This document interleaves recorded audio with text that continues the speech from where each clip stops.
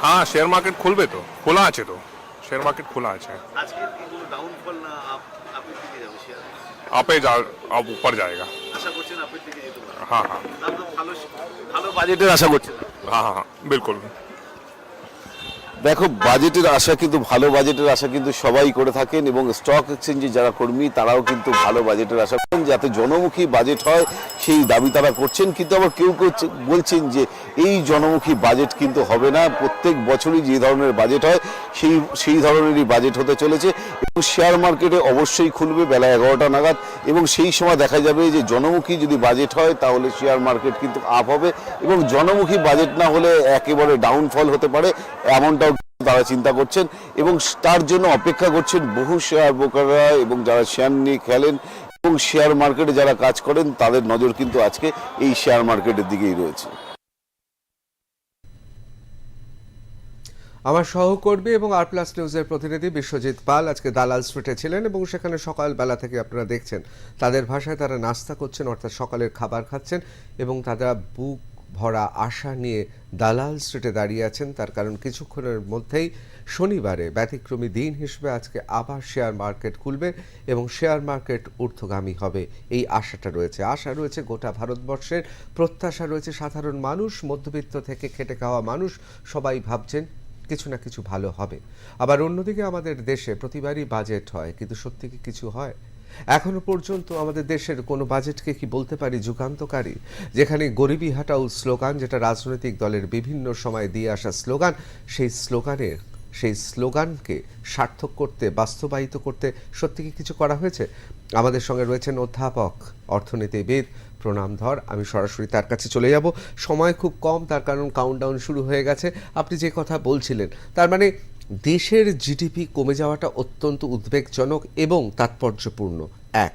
দ্বিতীয় যে প্রশ্নটা করছিলাম, যে একটা সময় জওহরলাল নেহেরু এবং পরবর্তীকালে ইন্দিরা গান্ধী রাষ্ট্রায়ত্ত করে দেওয়া, বিভিন্ন শিল্পকে রাষ্ট্রায়ত্ত করা, একটা পথে হেঁটেছেন। আবার ভারতীয় অর্থনীতির যুগান্তকারী পুরুষ হিসেবে ডক্টর মনমোহন সিং, তিনি নিজেও অত্যন্ত জ্ঞানী বিচক্ষণ অর্থনীতিবিদ, তিনি অনেকে বলেন ঠিক উল্টো পথেই হেঁটেছেন।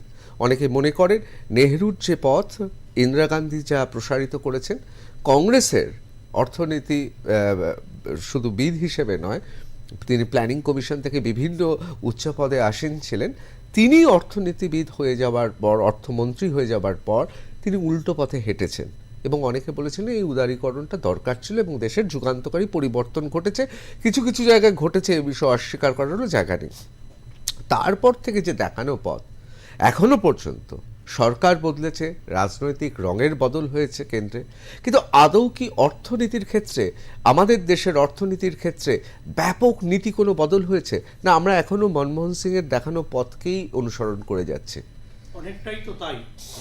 বললেন যে উদারীকরণের পথ দিয়ে হেঁটেছিলেন ডক্টর মনমোহন সিং, সেটা সারা বিশ্বের যে পথ তাকে অনুসরণ করে, লিবারালাইজেশন, প্রাইভেটাইজেশন, গ্লোবালাইজেশন, এলপিজি, সেটা না করলে ভারতীয় অর্থনীতি বিশ্ব অর্থনীতির একটা অঙ্গাঙ্গিভাবে জড়িত হতে পারত না।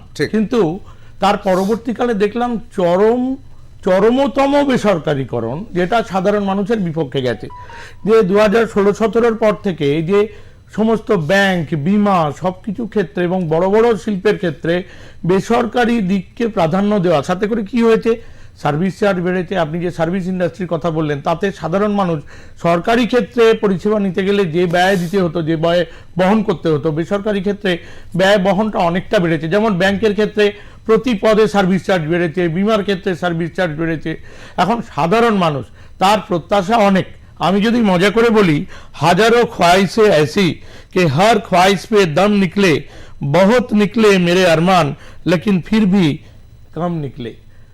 সাধারণ মানুষের প্রত্যাশা তো থাকবেই। এখন সাধারণ মানুষের এবং মধ্যবিত্তের সংজ্ঞাটাই বদলে গেছে ভারতবর্ষে। 2011-র পর থেকে একটু খেয়াল করে দেখি, প্ল্যানিং কমিশন, যেটার কথা আপনি বললেন, প্ল্যানিং কমিশন তো নেই, উঠে গেছে। সুতরাং আমরা যে কম্পারেটিভ অ্যানালিসিস, আমরা যে মিলকরণের জায়গায় যাব, রিকনসিলিয়েশনের জায়গায় যাব, সেটাই তো নেই। 140 কোটি লোকের দেশে 60 থেকে 70 কোটি হচ্ছে মধ্যবিত্ত এবং সেই মধ্যবিত্তের মধ্যে 8 থেকে 10 কোটি ট্যাক্স রিটার্ন ফাইল করেন, তার মধ্যে 2 কোটি লোক কিন্তু ট্যাক্স দেন। সেই জায়গায় দাঁড়িয়ে মধ্যবিত্তের সংখ্যাটাও বদলে গেছে, এবং সেটা আগে ট্যাক্স স্ল্যাব 5 থেকে 10 লাখ, এখন 10 থেকে 12 লাখ হয়ে গেছে। মধ্যবিত্ত খুব তো গুরুত্বপূর্ণ ট্যাক্সের কথা বলেছেন। সংখ্যা আমরা একবার সরাসরি দিল্লির দিকে তাকিয়ে নেব। আপনারা দেখতে পাচ্ছেন যে দিল্লিতে সেই ছবি যেখানে রাষ্ট্রপতি দ্রৌপদী মুর্মু তিনি নির্মলা সীতারামনকে প্রথা অনুযায়ী আপনারা দেখতে পাচ্ছেন অত্যন্ত তাৎপর্যপূর্ণ এবং দেশের পক্ষে এবং বাজেটের পক্ষে আজকে দিনের শুরুটা সেই ছবি আমরা দেখছি। রাষ্ট্রপতি ভবনে দ্রৌপদী মুর্মু রাষ্ট্রপতি অর্থমন্ত্রীকে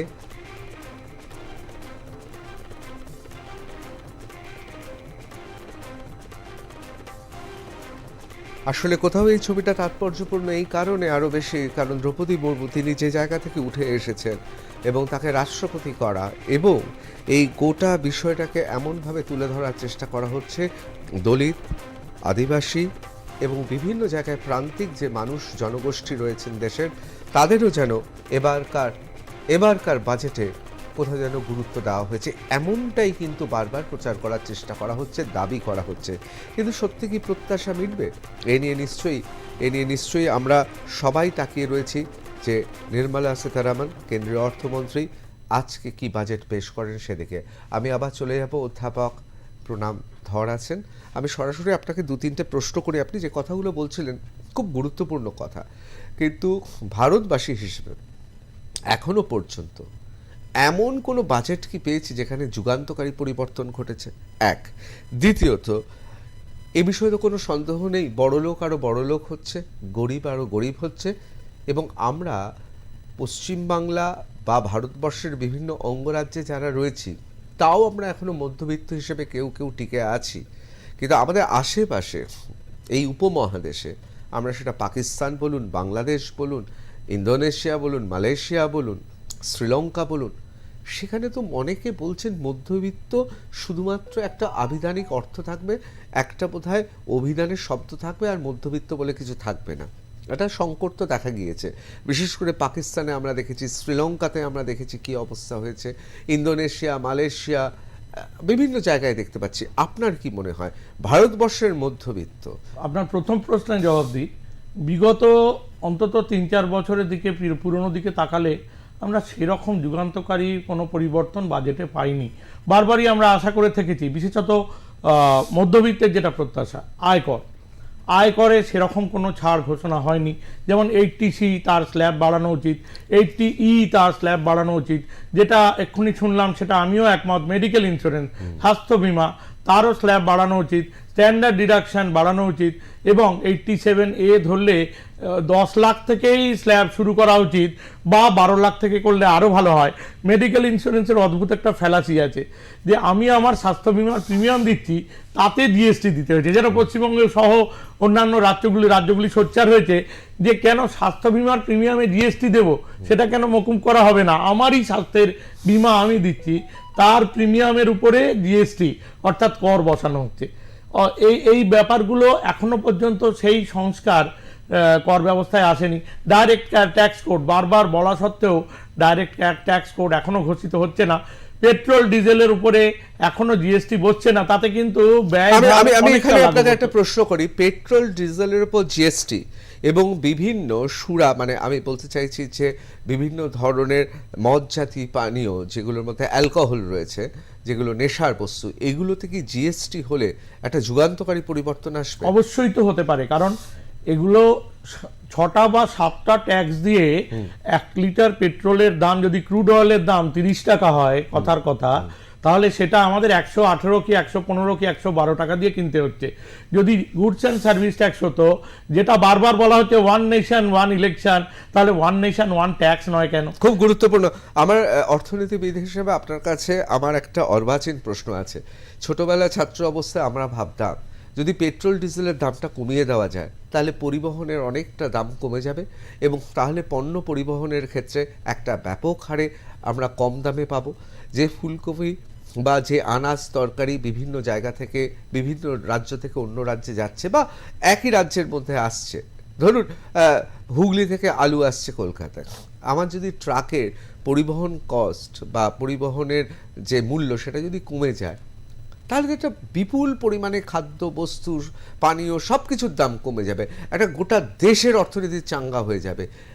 জিএসটি লাগু হলে আপনি কি মনে করেন যে সেক্ষেত্রে সুবিধা হবে, দেশের ব্যাপক পরিবর্তন অবশ্যই হবে, কারণ জিএসটি লাগু হলে এই যে পরিবহন ব্যয় থেকে শুরু করে অনেক ব্যয় কমে যাবে, তাতে কিন্তু ভোগের পরিমাণ বাড়বে। আমরা তো ভোগ ব্যয় দুভাবে বাড়াতে পারি, একটা হচ্ছে আর্থিক মূল্যে বা প্রাইস বৃদ্ধি করে, আরেকটা হচ্ছে পরিমাণ বৃদ্ধি করে, ভলিউম বৃদ্ধি করে। যদি করের পরিমাণ লাঘব হয়, মধ্যবিত্ত আরো বেশি ভোগে বিনিয়োগ করবেন এবং গোটা দেশের অর্থনীতির একটা অন্য মোল্ড বা একটা মোড়ক দেখা যাবে, যে অর্থনীতির একটা নতুন মডেল হতে পারে। সেইটা কেন পরীক্ষিত হচ্ছে না? এবং মাদক দ্রব্যের উপরে এটা একটা প্রপোর্শনেট বা আনুপাতিক হারে কেন্দ্র রাজ্যের মধ্যে রেভিনিউটা বন্টন হয়। কোথাও কি মনে হয় কেন্দ্র রাজ্যের সম্পর্কের মধ্যে, যেহেতু কথা বলতে বলতে আমাদের চোখ চলে যাবে একেবারে, আমরা দেখতে পাচ্ছি দিল্লিতে श्रीमती निर्मला सीतारमन वित्त मंत्री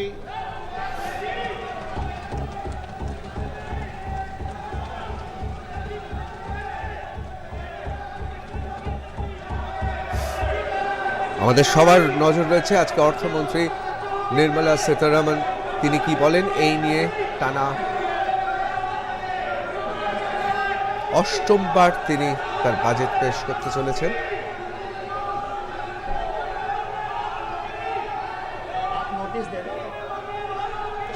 বাজেট পেশের আগে আপনাদের জানিয়ে রাখি, প্রতিরক্ষা শেয়ার তার মূল্য ঊর্ধ্বগামী।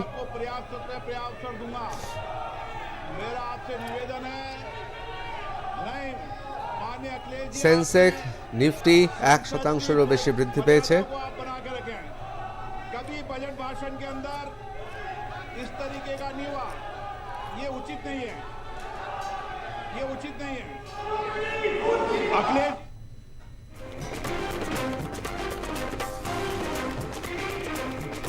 এই মুহূর্তে সবচেয়ে বড় খবর, বাজেট পেশের আগে বেশ কিছুটা উঠল প্রতিরক্ষা শেয়ারের দাম। সেন্সেক্স নিফটি বাজেট পেশের আগেই প্রতিরক্ষা শেয়ারের দাম যেমন আমরা দেখলাম ঊর্ধ্বগামী, ঠিক সেরকমই বেশ কিছুটা উঠল প্রতিরক্ষা শেয়ারের দাম। আমাদের গোটা দেশ এখন তাকিয়ে রয়েছে অর্থমন্ত্রী, কেন্দ্রীয় অর্থমন্ত্রী নির্মলা সীতারামন তার বাজেটের দিকে। A. Accelerate growth. B. Secure inclusive development. C. Invigorate private sector investments. D. Uplift household sentiments. And E. Enhance spending power of India's rising middle class. Together, we embark on a journey to unlock our nation's tremendous potential for greater prosperity and global positioning under the leadership of Honorable Prime Minister Shri Narendra Modi. As we complete the first quarter of the 21st century, continuing geopolitical headwinds suggest lower global economic growth over the medium term.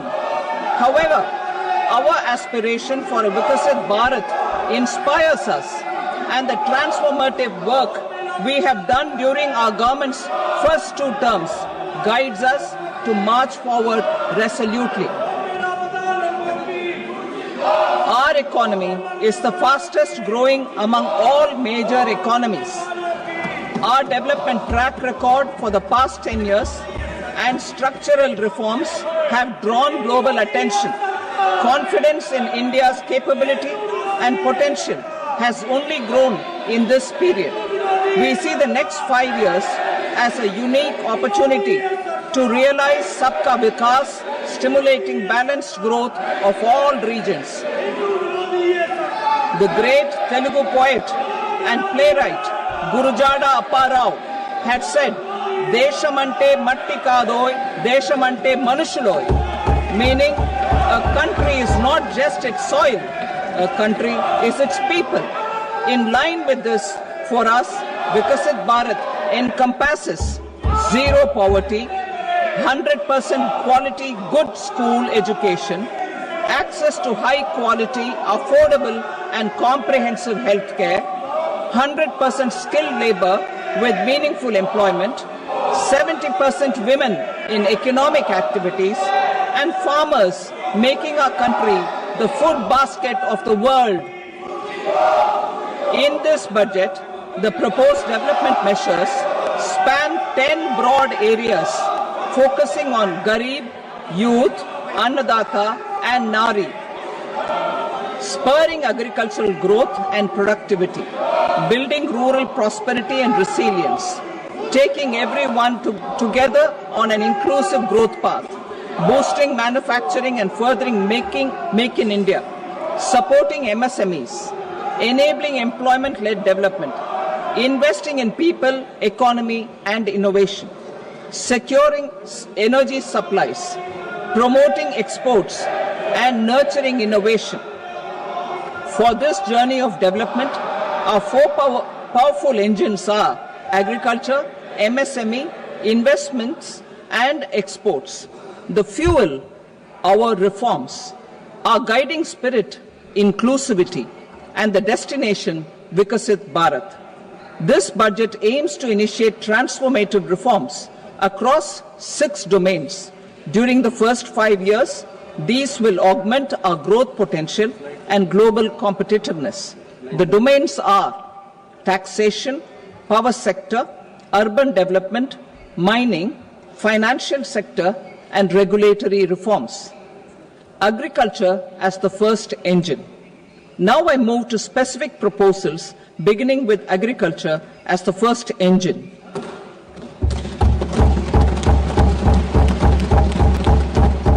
Prime Minister Dhan Dhanya Krishi Yojana, developing agri-districts program. Motivated by the success of the aspirational district program, our government will undertake a Prime Minister Dhan Dhanya Krishi Yojana in partnership with states. Through the convergence of existing schemes and specialized measures, the program will cover 100 districts with low productivity, moderate crop intensity, and below average credit parameters. It aims to 1. Enhance agricultural productivity, 2. Adopt crop diversification and sustainable agricultural practices, 3. Augment post-harvest storage at the panchayat and block level, 4. Improve irrigation facilities, and 5. Facilitate availability of long-term and short-term credit. This program is likely to help 1.7 crore farmers. Building rural prosperity and resilience. A comprehensive multi-sectoral rural prosperity and resilience program will be launched in partnership with the states. This will address underemployment in agriculture through skilling, investment, technology, and invigorating the rural economy. The goal is to generate ample opportunities in rural areas so that migration is an option but not a necessity. The program will focus on rural women, young farmers, rural youth, marginal and small farmers, and landless families. The details are in Annexure A. Domestic best practices will be incorporated, and appropriate technical and financial assistance will be sought from multilateral development banks. In phase 1, 100 developing agri-districts will be covered. Atmanirbharta in pulses. Our government is implementing the National Mission for Edible Oil Seed for achieving Atmanirbharta in edible oils. Our farmers have the capability to grow enough for our needs and more. 10 years ago, we made concerted efforts and succeeded in achieving near self-sufficiency in pulses. Farmers responded to the need by increasing the cultivated area by 50%, and government arranged for procurement and remunerative prices. Since then, with rising incomes and better affordability, our consumption of pulses has increased significantly. Our government will now launch a 6-year mission for Atmanirbharta in pulses with a special focus on Tur, Urad and Masoor. Details in are in Annexure B. Central agencies such as NAFED and NCCF will be ready to procure these 3 pulses as much as offered during the next 4 years from farmers who register with these agencies and enter into agreements. Comprehensive program for vegetables and fruits. It is encouraging that our people are increasingly becoming aware of their nutritional needs. It is a sign of a society becoming healthier. With rising income levels, the consumption of vegetables, fruits, and Shri Anna is increasing significantly. A comprehensive program to promote production, efficient supplies, processing, and remunerative prices for farmers will be launched in partnership with the states. Appropriate institutional mechanisms for implementation and participation of farmer producer organizations and cooperatives will be set up. Makhana Board in Bihar. For this, there is a special opportunity for the people of Bihar. A Makhana Board will be established in the state to improve production, processing, value addition, and marketing of Makhana. The people engaged in these activities will be organized into FPOs. The board will provide hand-holding and training support to Makhana farmers and will also work to ensure they receive the benefits of all relevant government schemes. A national mission on high-yielding seeds will be launched, aimed at 1. Strengthening research ecosystem, 2.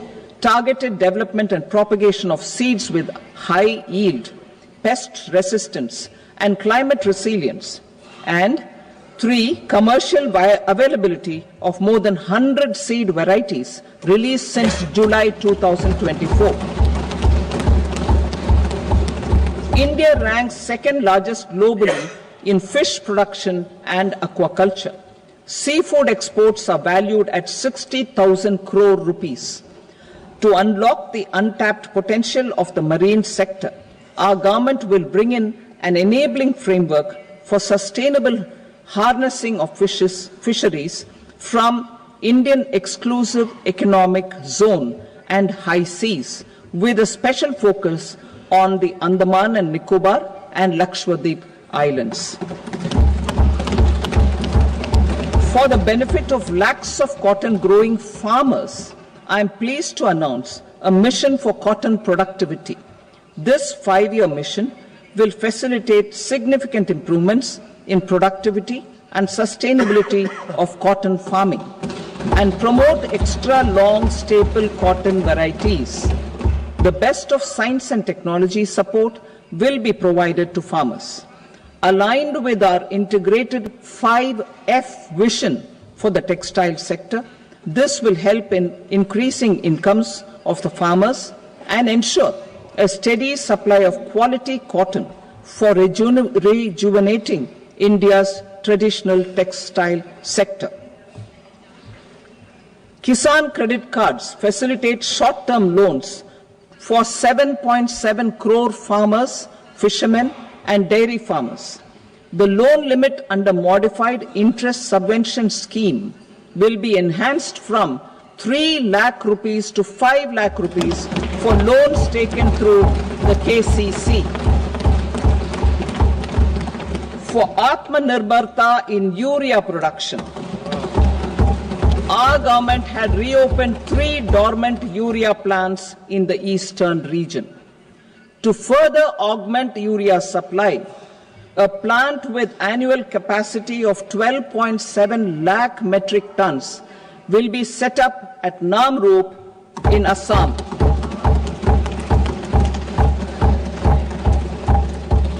India Post, with 1.5 lakh rural post offices, complemented by the India Post Payment Bank and a vast network of 2.4 lakh Dak Sevaks, will be repositioned to act as a catalyst for the rural economy.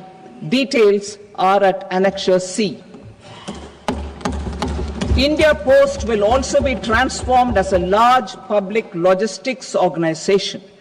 This will meet the rising needs of Vishwakarmas, new entrepreneurs, women, self-help groups, MSMEs, and the large business organizations.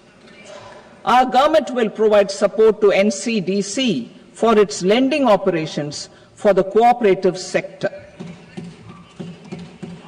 MSMEs as the second engine.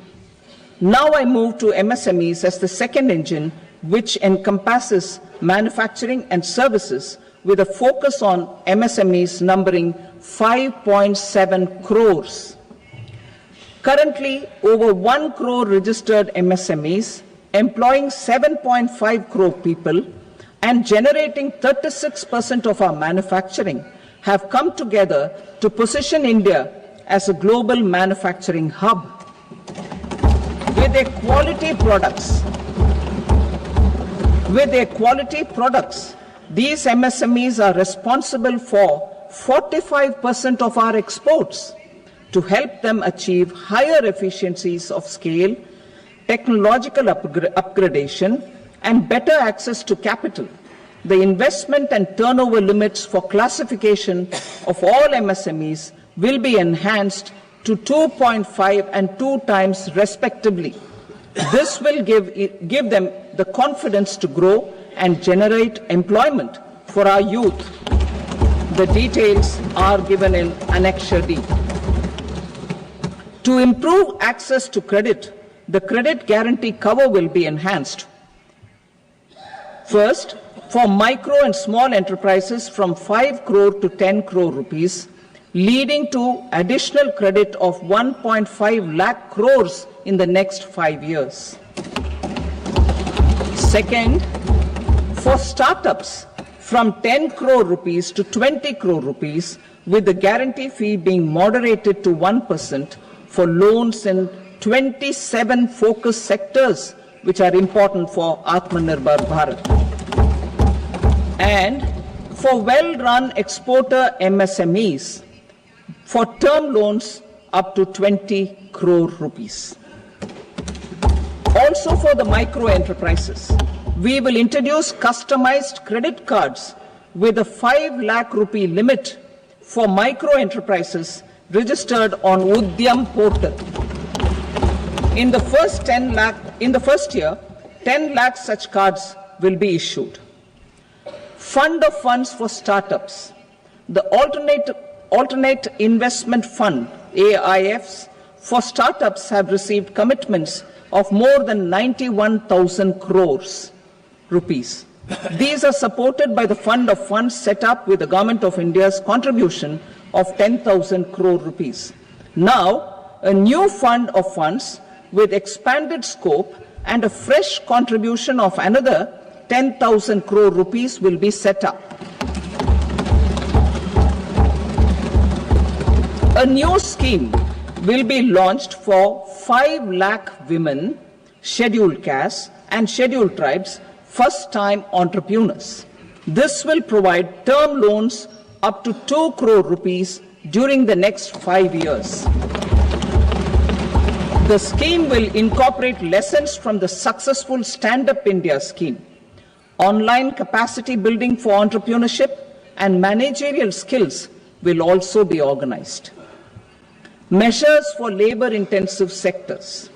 To promote employment and entrepreneurship opportunities in labor-intensive sectors, our government will undertake specific policy and facilitation measures. To enhance the productivity, quality, and competitiveness of India's footwear and leather sector, a focused product scheme will be implemented. The scheme will support design capacity, component manufacturing, and machinery required for production of non-leather quality footwear, besides the support for leather footwear and products. The scheme is expected to facilitate employment for 22 lakh persons, generate over 4 lakh crore rupees, and exports of over 1.1 lakh crore rupees. Measures for the toys sector. Building on the National Action Plan for Toys, we will implement a scheme to make India a global hub for toys. The scheme will focus on development of clusters, skills, and a manufacturing ecosystem that will create high quality, unique, innovative, and sustainable toys that will represent the Made in India brand. Support for food processing. In line with our commitment towards Purvodaya, we will establish a National Institute of Food Technology, Entrepreneurship and Management in Bihar. The institute will provide a strong fillip to food processing activities in the entire eastern region. This will result in 1. Enhanced income for the farmers through value addition to their produce, and 2. Skilling entrepreneurship and employment opportunities for the youth. Manufacturing mission, furthering Make in India. Our government will set up a national manufacturing mission covering small, medium and large industries for furthering Make in India by providing policy support, execution roadmaps, governance and monitoring framework for central ministries and states. Details are in Annexure E.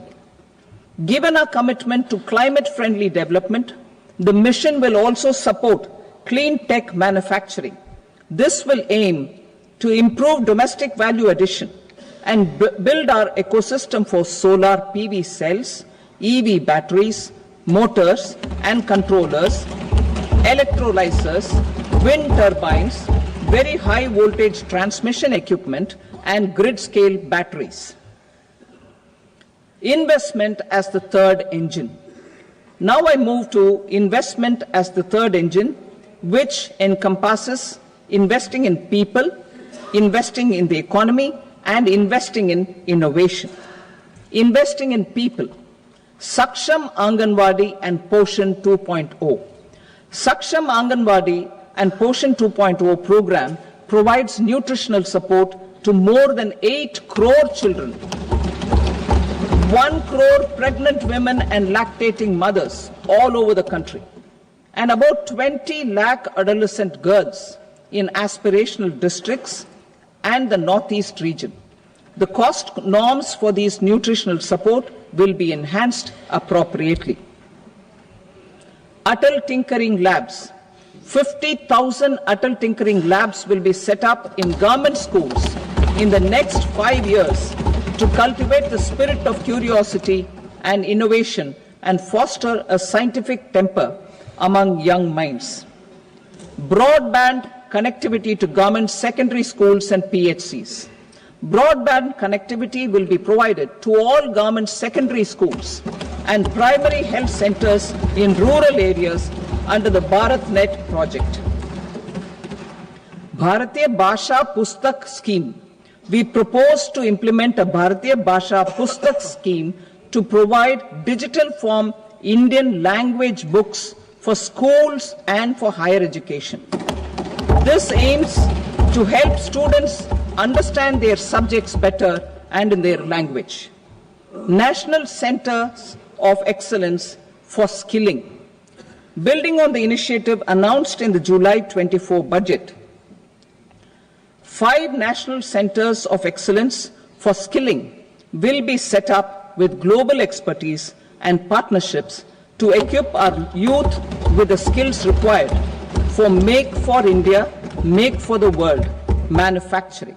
The partnership will cover curriculum design, training of trainers and a skills certification framework and periodic reviews.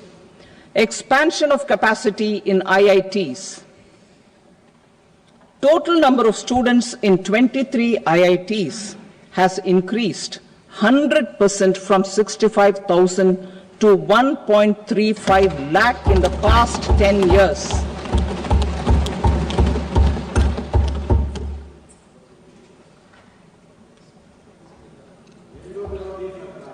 Additional infrastructure will be created in the 5 IITs started after 2014 to facilitate education for 6,500 more students. Hostel and other infrastructure capacity at IIT Patna will also be expanded.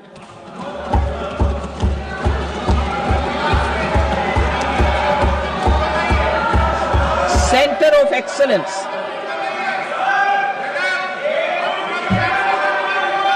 Center of Excellence in AI for Education.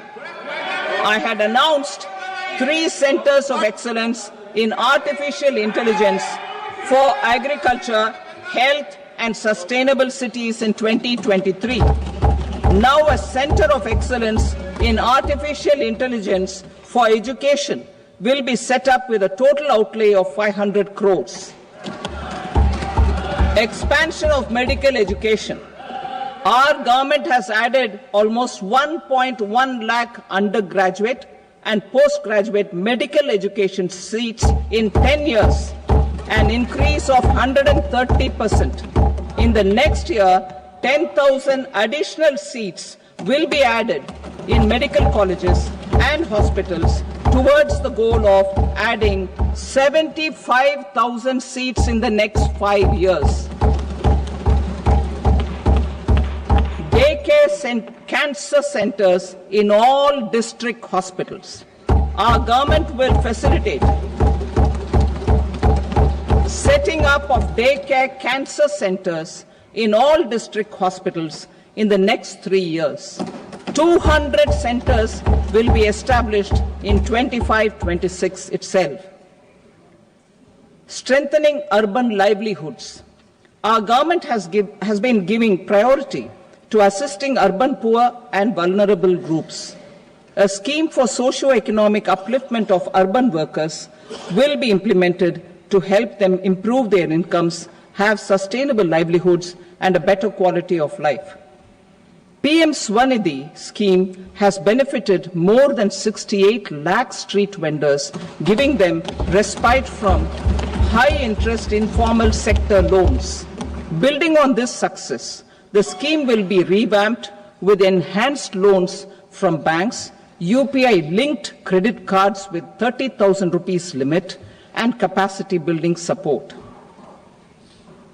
Social Security Scheme for welfare of online platform workers. Gig workers of online platforms provide great dynamism to the new age services economy. Recognizing their contribution, our government will arrange for their identity cards and registration on the e-Shram portal. They will be provided health care under PM Jan Arogya Yojana. This measure is likely to assist nearly 1 crore gig workers.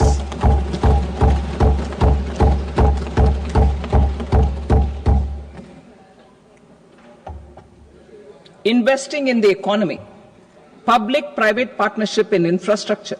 Each infrastructure-related ministry will come up with a 3-year pipeline of projects that can be implemented in PPP mode. States will also be encouraged to do so and can seek support from the India Infrastructure Project Development Fund, which is a scheme to prepare PPP proposals. Support to states for infrastructure. An outlay of 1.5 lakh crore is proposed for the 50-year interest-free loans to states for capital expenditure and incentives for reforms. Building on the success of the first asset monetization plan announced in 2021, the second plan for 2025 to 30 will be launched to plow back capital of 10 lakh crore in new projects. Regulatory and fiscal measures will be fine-tuned to support the plan. Jal Jeevan Mission. Since 2019, 15 crore households representing 80% of India's rural population have been provided access to portable tap water connections. To achieve 100% coverage, I am pleased to announce the extension of this mission until 2028 with an enhanced total outlay. The mission's focus will be on the quality of infrastructure and O&M of rural piped water supply schemes through Jan Bhagidari. A separate MOU or separate MOUs will be signed with the states and union territories to ensure sustainability and citizen-centric water services delivery. Urban sector reforms. Building on the July budget proposals, urban sector reforms related to governance, municipal services, urban land and planning will be incentivized. Urban Challenge Fund. The government will set up an Urban Challenge Fund of 1 lakh crore rupees to implement the proposals for cities as growth hubs, creative redevelopment of cities, and for water and sanitation purposes announced in the July budget. This fund will finance up to 25% of the cost of bankable projects, with a stipulation that at least 50% of the cost is funded from bonds, bank loans, and PPPs. An allocation of 10,000 crore is proposed in 2025-26. Power sector reforms.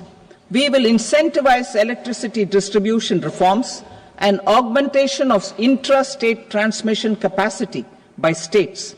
This will improve financial health and capacity of electricity companies. Additional borrowing of 0.5% of GSDP will be allowed to states contingent on these reforms. Nuclear energy mission for Vikasit Bharat. Development of at least 100 gigawatt of nuclear energy by 2047 is essential for our energy transition efforts. For an active partnership with the private sector towards this goal, amendments to the Atomic Energy Act and the Civil Liability for Nuclear Damage Act will be taken up. A nuclear energy mission for research and development of small modular reactors with an outlay of 20,000 crore will be set up. At least 5 indigenously developed small modular reactors will be operationalized by 2033. Shipbuilding. The shipbuilding financial assistance policy will be revamped to address cost disadvantages. This will also include credit notes for shipbreaking in Indian yards to promote the circular economy. Large ships above a specified size will be included in the infrastructure harmonized master list.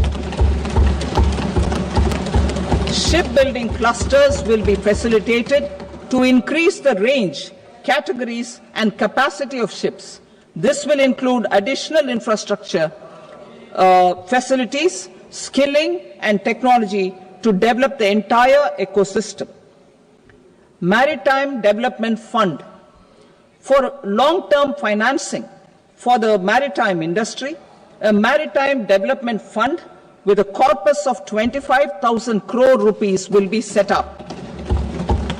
This will be for distributed support and promoting competition. This will have up to 49% contribution by the government, and the balance will be mobilized from ports and from private sector. UDAN regional connectivity schemes. UDAN has enabled 1.5 crore middle-class people to meet their aspirations for speedier travel. The scheme has connected 88 airports, and operationalized 619 routes. Inspired by that success, a modified UDAN scheme will be launched to enhance regional connectivity to 120 new destinations and carry 4 crore passengers in the next 10 years. 4 crore additional passengers in the next 10 years. The scheme will also support helipads and smaller airports in hilly, aspirational and Northeast regional districts. Greenfield airports will be facilitated in Bihar to meet the future needs of the state. These will be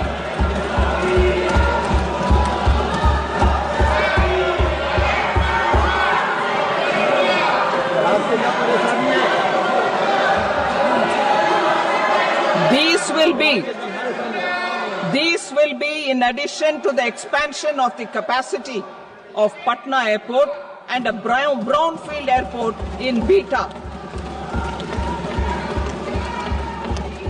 Western Kosi Canal project in Mithilanchal.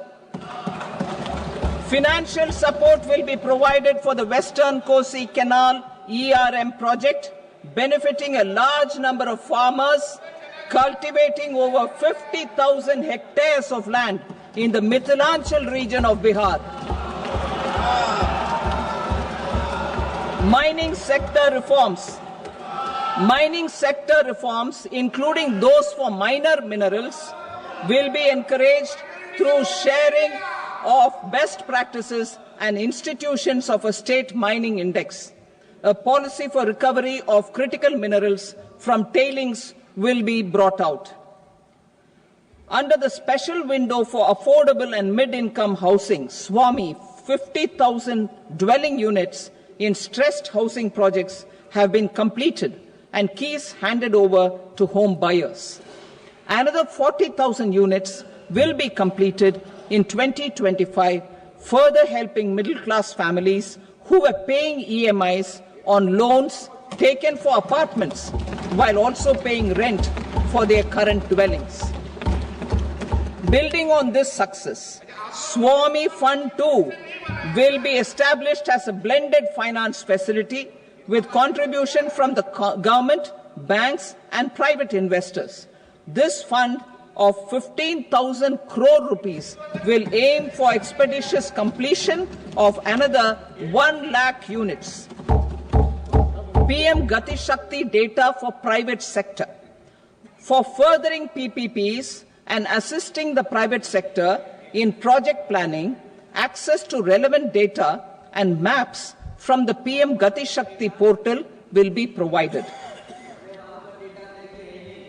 Tourism for employment-led growth.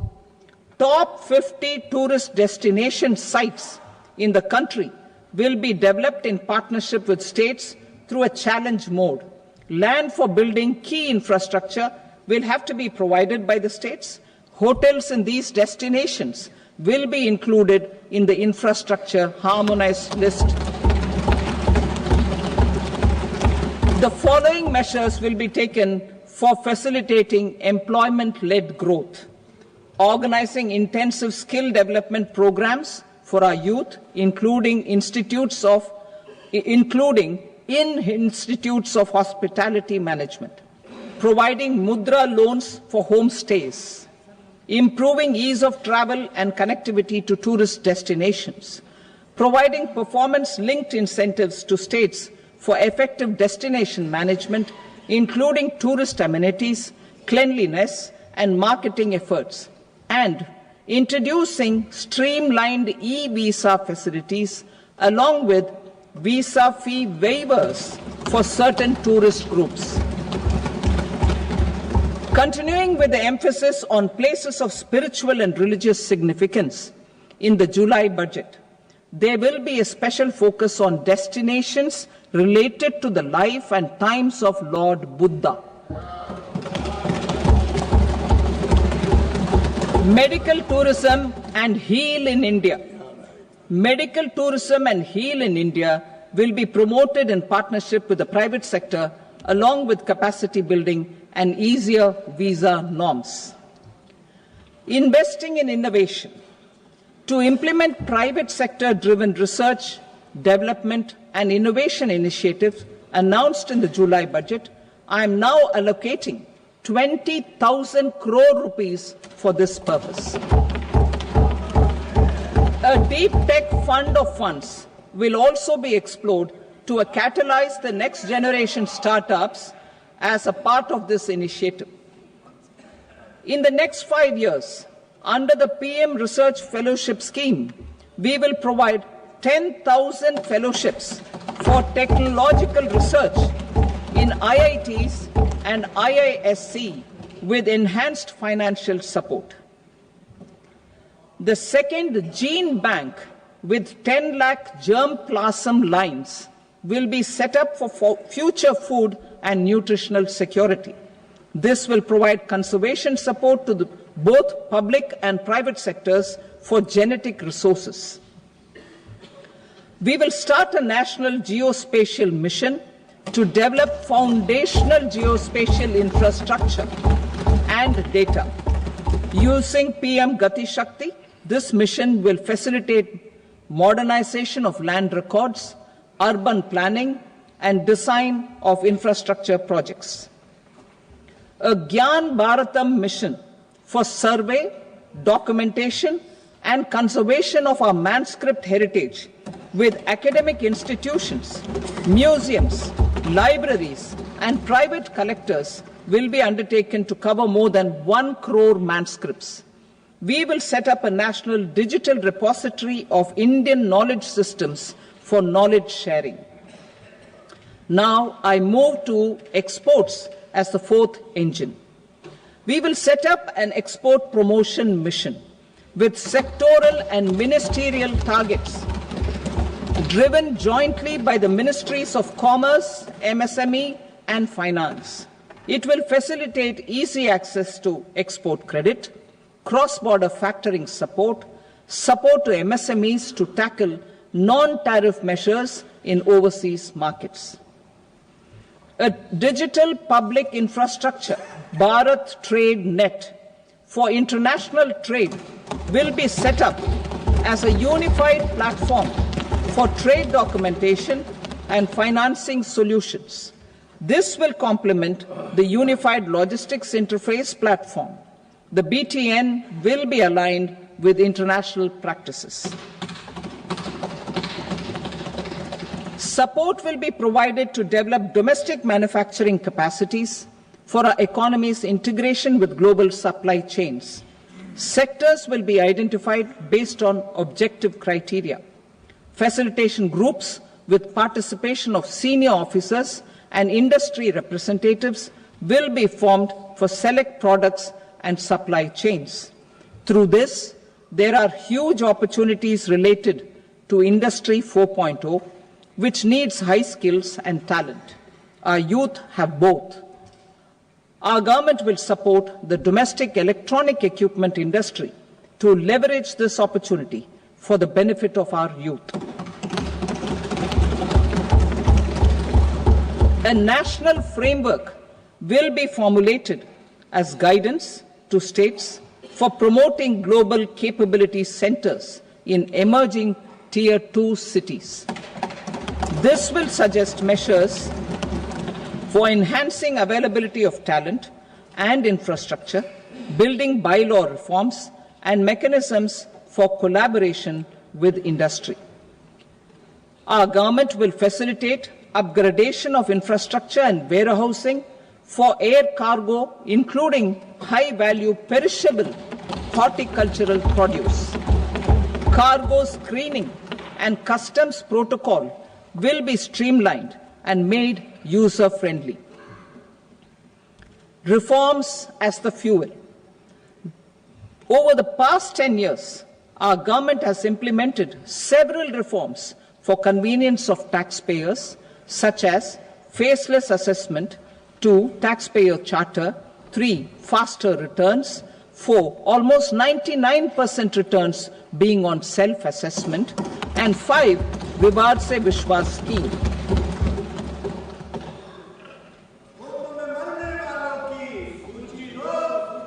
Continuing these efforts, I reaffirm the commitment of the tax department to trust first, scrutinize later. I also propose to introduce the new income tax bill next week. I will detail the indirect tax reforms and changes in direct taxes in Part B. Financial sector reforms. The FDI limit for the insurance sector will be raised from 74 to 100%. This enhanced limit will be available for those companies which invest the entire premium in India. The current guardrails and conditionalities associated with foreign investment will be reviewed and simplified. The services of India Post Payment Bank will be deepened and expanded in rural areas. NABFID will set up a partial credit enhancement facility for corporate bonds for infrastructure. Public sector banks will develop Grameen Credit Score Framework to serve the credit needs of SHG members and people in rural areas. A forum for regulatory coordination and development of pension products will be set up. To implement the earlier announcement on simplifying the KYC processes, the revamped Central KYC Registry will be rolled out in 2025. We will also implement a streamlined system for periodic updating. Requirements and procedures for speedy approval of company mergers will be rationalized. The scope for fast-track mergers will also be widened and the process made simpler. As proposed in the interim budget, we signed bilateral investment treaties with 2 countries in 2024 to encourage sustained foreign investment, and in the spirit of First Develop India, the current model BIT will be revamped and made more investor-friendly. In the last 10 years, in several aspects, including financial and non-financial, our government has demonstrated a steadfast commitment to ease of doing business. We are determined to ensure that our regulations must keep up with technological innovations and global policy developments. A light touch regulatory framework based on principles and trust will unleash productivity and employment. Through this framework, we will update regulations that were made under old laws. To develop this modern, flexible, people-friendly and trust-based regulatory framework appropriate for the 21st century, I propose 4 specific measures. A high-level committee for regulatory reforms will be set up for a review of all non-financial sector regulations, certifications, licenses, and permissions. The committee will be expected to make recommendations within a year. The objective is to strengthen trust-based economic governance and take transformational measures to enhance ease of doing business, especially in matters of inspection and compliances. States will be encouraged to join in this endeavor. An investment friendliness index of states will be launched in 2025 to further the spirit of competitive, cooperative federalism. Under the Financial Stability and Development Council, a mechanism will be set up to evaluate impact of the current financial regulations and subsidiary instructions. It will also formulate a framework to enhance their responsiveness and development of the financial sector. In the Jan Vishwas Act 2023, more than 180 legal provisions were decriminalized. Our government will now bring up the Jan Vishwas Bill 2.0 to decriminalize more than 100 provisions in various laws. I now move to fiscal policy. In the July budget, I had committed to staying the course for fiscal consolidation. Our endeavor will be to keep the fiscal deficit each year such that central government debt remains on a declining path as a percentage of the GDP. The roadmap for the next 6 years has been detailed in the FRBM statement. Revised estimates for 2024-25. The revised estimate of the total receipts other than borrowings is 31.47 lakh crore rupees, of which the net tax receipts are 25.57 lakh crore rupees. The revised estimate of the total expenditure is 47.16 lakh crore rupees, of which the capital expenditure is about 10.18 lakh crore rupees. The revised estimate of the fiscal deficit is 4.8% of the GDP. Budget estimates for 25-26. Coming to 25-26, the total receipts other than borrowings and total expenditure are estimated at 34.96 lakh crore rupees and 50.65 lakh crore rupees respectively. The net tax receipts are estimated at 28.37 lakh crore rupees. The fiscal deficit is estimated to be 4.4% of GDP. To finance the fiscal deficit, the net market borrowings from dated securities are estimated at 11.54 lakh crore. The balance financing is expected to come from small savings and other sources. The gross market borrowings are estimated at 14.82 lakh crore rupees. I will now move to Part B. Indirect taxes. My proposals relating to customs aim to rationalize tariff structure and address duty inversion. These will also support domestic manufacturing and value addition, promote exports, facilitate trade, and provide relief to common people. Rationalization of customs tariff structure for industrial goods. As a part of comprehensive review of customs rate structure announced in July 2024 budget, I propose to 1. Remove 7 tariff rates. This is over and above the 7 tariff rates removed in 23-24 budget. After this, there will be only 8 remaining tariff rates, including 0 rate. 2. Apply appropriate cess to broadly maintain effective duty incidence, except on a few items where such incidence will reduce marginally. 3. Levy not more than 1 cess or surcharge. Therefore, I propose to exempt social welfare surcharge on 82 tariff lines that are subject to a cess. I shall now take up sector-specific proposals. To provide relief to patients, particularly those suffering from cancer, rare diseases, and other severe chronic diseases, I propose to add 36 life-saving drugs and medicines to the list of medicines fully exempted from basic custom duty.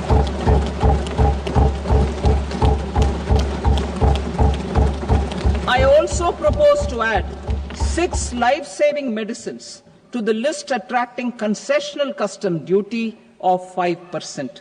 Full exemption and concessional duty will also respectively apply on the bulk drugs for manufacture of the above. Specified drugs and medicines under patient assistance programs run by the pharmaceutical companies are fully exempt from BCD, provided the medicines are supplied free of cost to the patients. I propose to add 37 more medicines along with 13 new patient assistance programs. Support to domestic manufacturing and value addition. Critical minerals. In the July 2024 budget, I had fully exempted BCD on 25 critical minerals that are not domestically available. I had also reduced BCD of 2 other such minerals to provide a major fillip to their processing, especially by MSMEs. Now, I propose to fully exempt cobalt powder and waste, the scrap of lithium-ion battery, lead, zinc, and 12 more critical minerals. This will help secure their availability for manufacturing in India and promote more jobs for our youth. promote domestic production of technical textile products such as agro-textiles, medical textiles, and geotextiles at competitive prices, I propose to add 2 more types of shuttle-less looms to the list of fully exempted textile machinery. I also propose to revise the BCD rate on knitted fabrics covered by 9 tariff lines from 10 or 20 to 20% or 115 rupees per kg, whichever is higher. Electronic goods. In line with our Make in India policy and to rectify inverted duty structure, I propose to increase the BCD on interactive flat panel display from 10% to 20% and reduce the BCD to 5% on open cell and other components. In 23-24 budget, for the manufacture of open cells of LCD, LED TVs, I had reduced the BCD on parts of open cells from 5% to 2.5%. To further boost the manufacture of such open cells, the BCD on these parts will now stand exempted. Lithium-ion battery. To the list of exempted capital goods, I propose to add 35 additional capital goods for EV battery manufacturing and 28 additional capital goods for mobile phone battery manufacturing.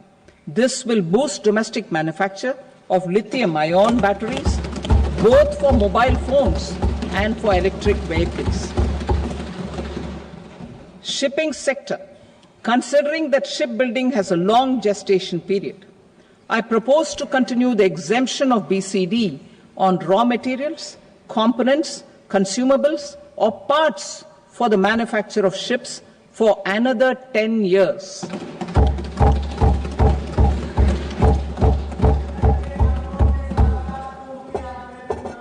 I also propose the same dispensation for shipbreaking to make it more competitive. Telecommunication.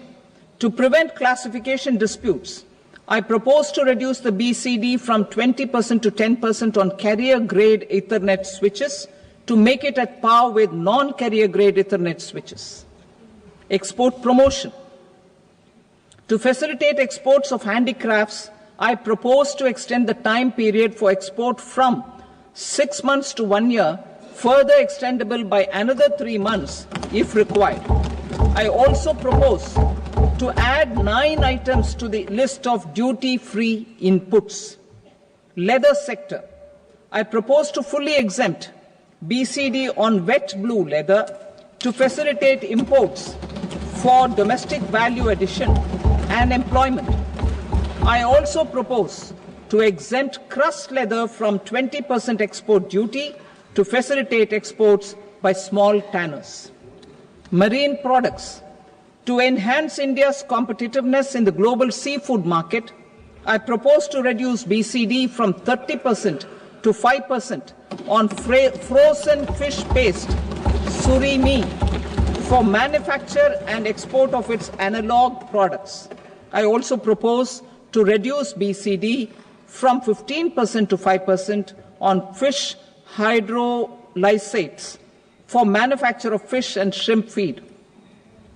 In July 2024 budget, to promote development of domestic MROs for aircraft and ships, I had extended the time limit for export of foreign origin goods that were imported for repairs from 6 months to 1 year and further extendable by 1 year.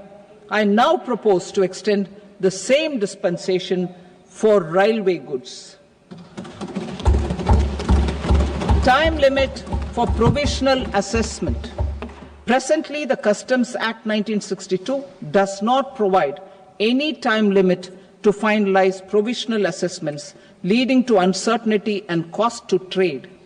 As a measure of promoting ease of doing business, I propose to fix a time limit of 2 years, extendable by a year, for finalizing the provisional assessment. I propose to introduce a new provision that will enable importers or exporters, after clearance of goods, to voluntarily declare material facts and pay duty with interest but without penalty. This will incentivize voluntary compliance.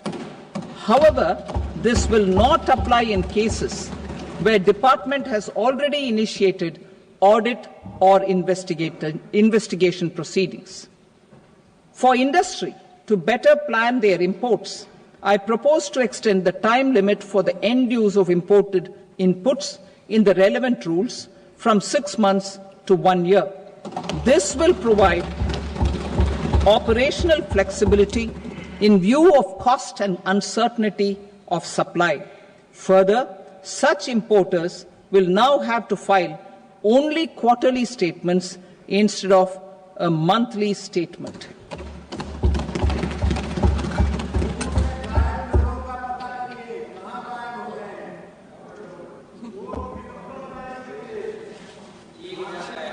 I now come to my direct tax proposals. In Part A, I have briefly underlined taxation reforms as one of key reforms to realize our vision of Vikasit Bharat. In respect of criminal law, our government had earlier ushered in Bharatiya Nyaya Sanhita, replacing Bharatiya Danda Sanhita. I am happy to inform this august House and the country that for new income tax bill will carry forward the same spirit of Nyaya in its drafting as well. The new bill will be clear and direct in text, with close to half of the present law in terms of both chapters and words. It will be simple to understand for taxpayers and tax administrators, leading to tax certainty and reduced litigation. Reforms, however, are not a destination. They are means to achieve good governance for our people and economy. Providing good governance primarily involves being responsive. The Tirukural captures this in verse 542, which reads, "Vaanokki vaazhum ulagallam, mannavan kol nokki vaazhum kudi," meaning, just as the living beings live expecting rains, citizens live expecting good governance. Our government is committed to keeping an ear to the ground and a finger on the pulse and responding while balancing our national building efforts.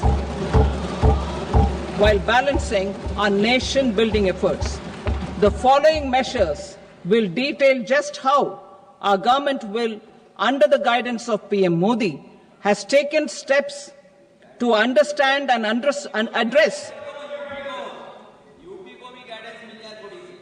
I repeat that sentence, sir. The following measures will detail just how our government, under the guidance of PM Modi, has taken steps to understand and address the needs voiced by our citizens. My tax proposals are guided by this spirit. The objectives of my proposals are as follows. Personal income tax reforms with special focus on middle class. Rationalization of TDS and TCS for easing difficulties. Encouraging voluntary compliance. Reducing compliance burden. Ease of doing business. Employment and investment. I will come to my proposal on personal income tax towards the end. TDS and TCS, rationalization for easing difficulties. I propose to rationalize tax deduction at source, TDS, by reducing the number of rates and thresholds above which TDS is deducted. Further, threshold amounts for tax deduction will be increased for better clarity and uniformity. The limit for tax deduction on interest for senior citizens is being doubled from the present 50,000 rupees to 1 lakh rupees. Similarly, the annual limit of 2.40 lakh rupees for TDS on rent is being increased to 6 lakh rupees. This will reduce the number of transactions liable to TDS, thus benefiting small taxpayers receiving small payments. The threshold to collect tax at source, the TCS, on remittances under RBI's liberalized remittance scheme, the LRS, is proposed to be increased from 7 lakh to 10 lakhs. I also propose to remove TCS on remittances for education purposes, where such remittances is out of a loan taken from a specified financial institution. Both TDS and TCS are being applied on any transaction related to sale of goods. To prevent such compliance difficulties, I propose to omit the TCS. I also propose that the provisions of the higher TDS deduction will now apply only in non-PAN cases. In July 2024, the delay for payment of TDS up to the due date of filing statement was decriminalized. I propose to provide the same relaxation to TCS provisions as well. The government under the leadership of Prime Minister Modi believes in Sabka Saath, Sabka Vikas, Sabka Vishwas and Sabka Prayas. In line with this, we brought in updated return facility in 2022 for voluntary compliance by taxpayers who had omitted to report their correct income. Our trust in taxpayers was proved right.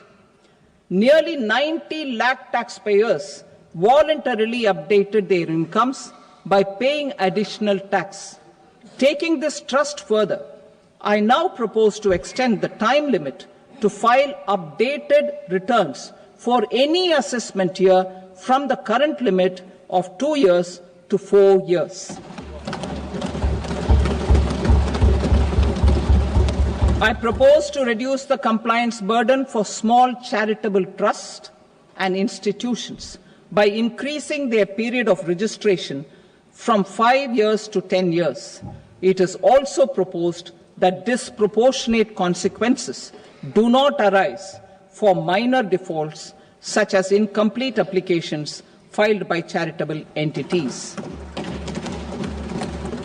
Presently, taxpayers can claim the annual value of self-occupied properties as nil only on the fulfillment of certain conditions. Considering the difficulties faced by taxpayers, it is proposed to allow the benefit of 2 such self-occupied properties without any condition. To streamline the process of transfer pricing and to provide an alternative to yearly examination, I propose to introduce a scheme for determining arm's length price of international transaction for a block period of 3 years. This will be in line with global best practices.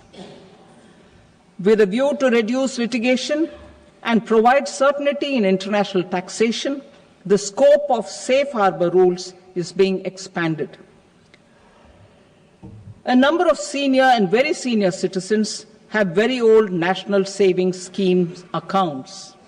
As interest is no longer payable on such accounts, I propose to exempt withdrawals made from NSS by individuals on or after 29th August 2024. I am also proposing to allow similar treatment to NPS Vatsalya accounts as is available to normal NPS accounts subject to overall limits. In my speech in July 2024, I had promised that all processes, including giving effect to appellate orders, shall be digitalized and made paperless over the next 2 years. So I'm happy to announce that digitalization is being made operational now. In July 2024, we brought in the Vivad Se Vishwas scheme to resolve income tax disputes pending in appeal. The scheme has received a great response, with nearly 33,000 taxpayers having availed of the scheme to settle their disputes. I have a few proposals to promote investment and employment. It is proposed to provide a presumptive taxation regime for non-residents who provide services to a resident company that is establishing or operating an electronics manufacturing facility. I further propose to introduce a safe harbor for tax certainty for non-residents who store components for supply to specified electronics manufacturing units. Presently, the tonnage tax scheme is available only to sea-going ships. The benefits of existing tonnage tax scheme are proposed to be extended to inland vessels registered under the Indian Vessels Act 2021 to promote inland water transport in the country. Extension for incorporation of startups. We continue to support the Indian startup ecosystem.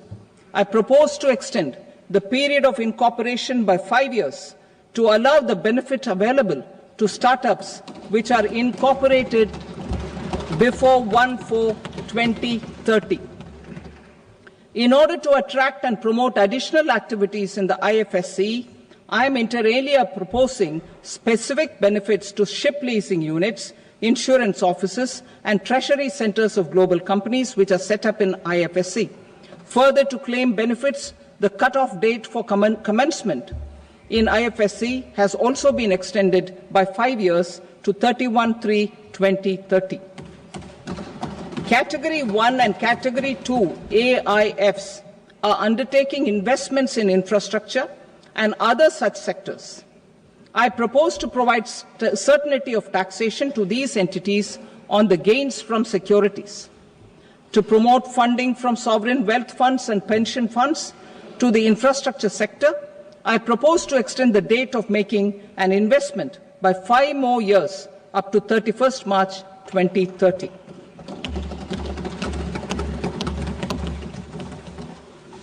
Personal income tax reforms with special focus on middle class.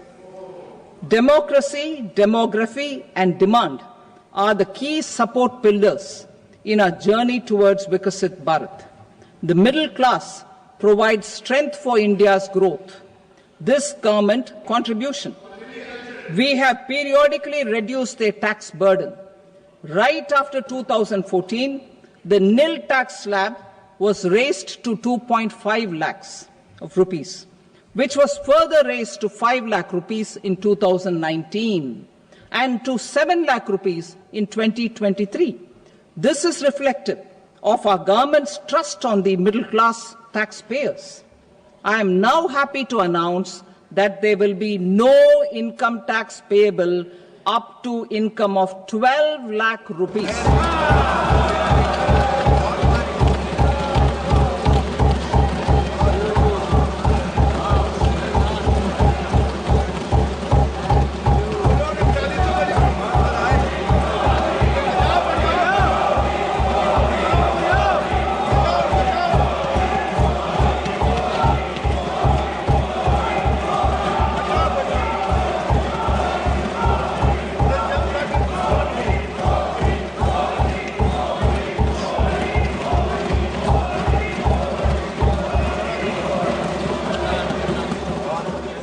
So, average income of 1 lakh per month other than the special rate income such as capital gains under the new regime.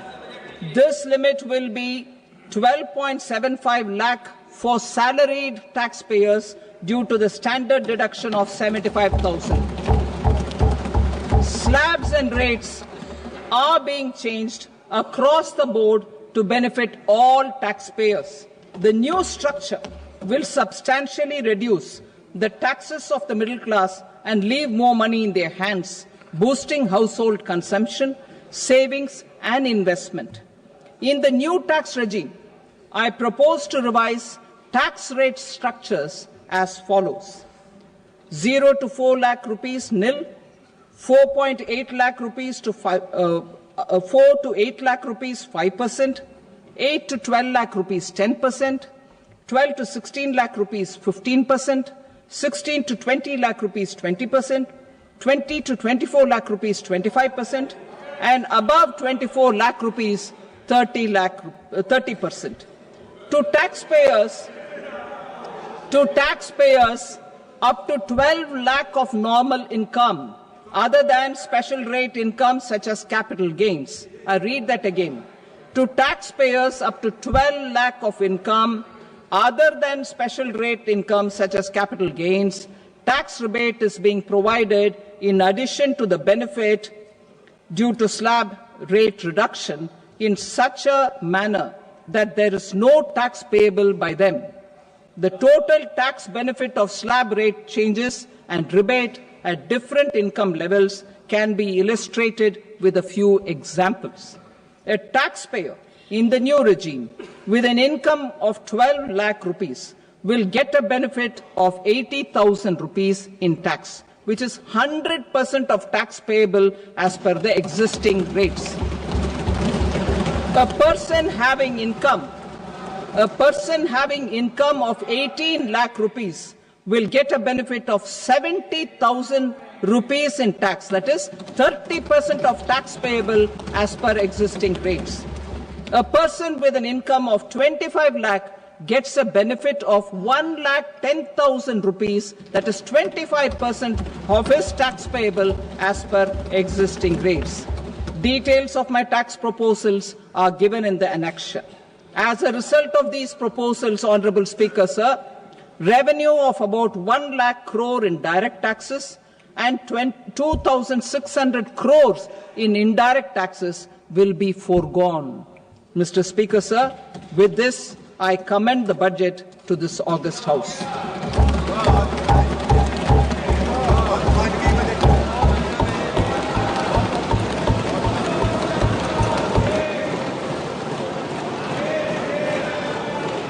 Item number 2 Shrimati Nirmala Sitharaman. Sir, with your permission, I rise to lay on the table the following statements under Section 3(1) of the Fiscal Responsibility and Budget Management Act 2003, Medium-Term Fiscal Policy cum Fiscal Policy Strategy Statement and Macroeconomic Framework Statement. Item number 3 Shrimati Nirmala Sitharaman. Sir, with your permission, I rise to move for leave to introduce the Finance Bill 2025. प्रश्न ये है कि विधेयक को पुनर्स्थापित करने की अनुमति प्रदान की जाए।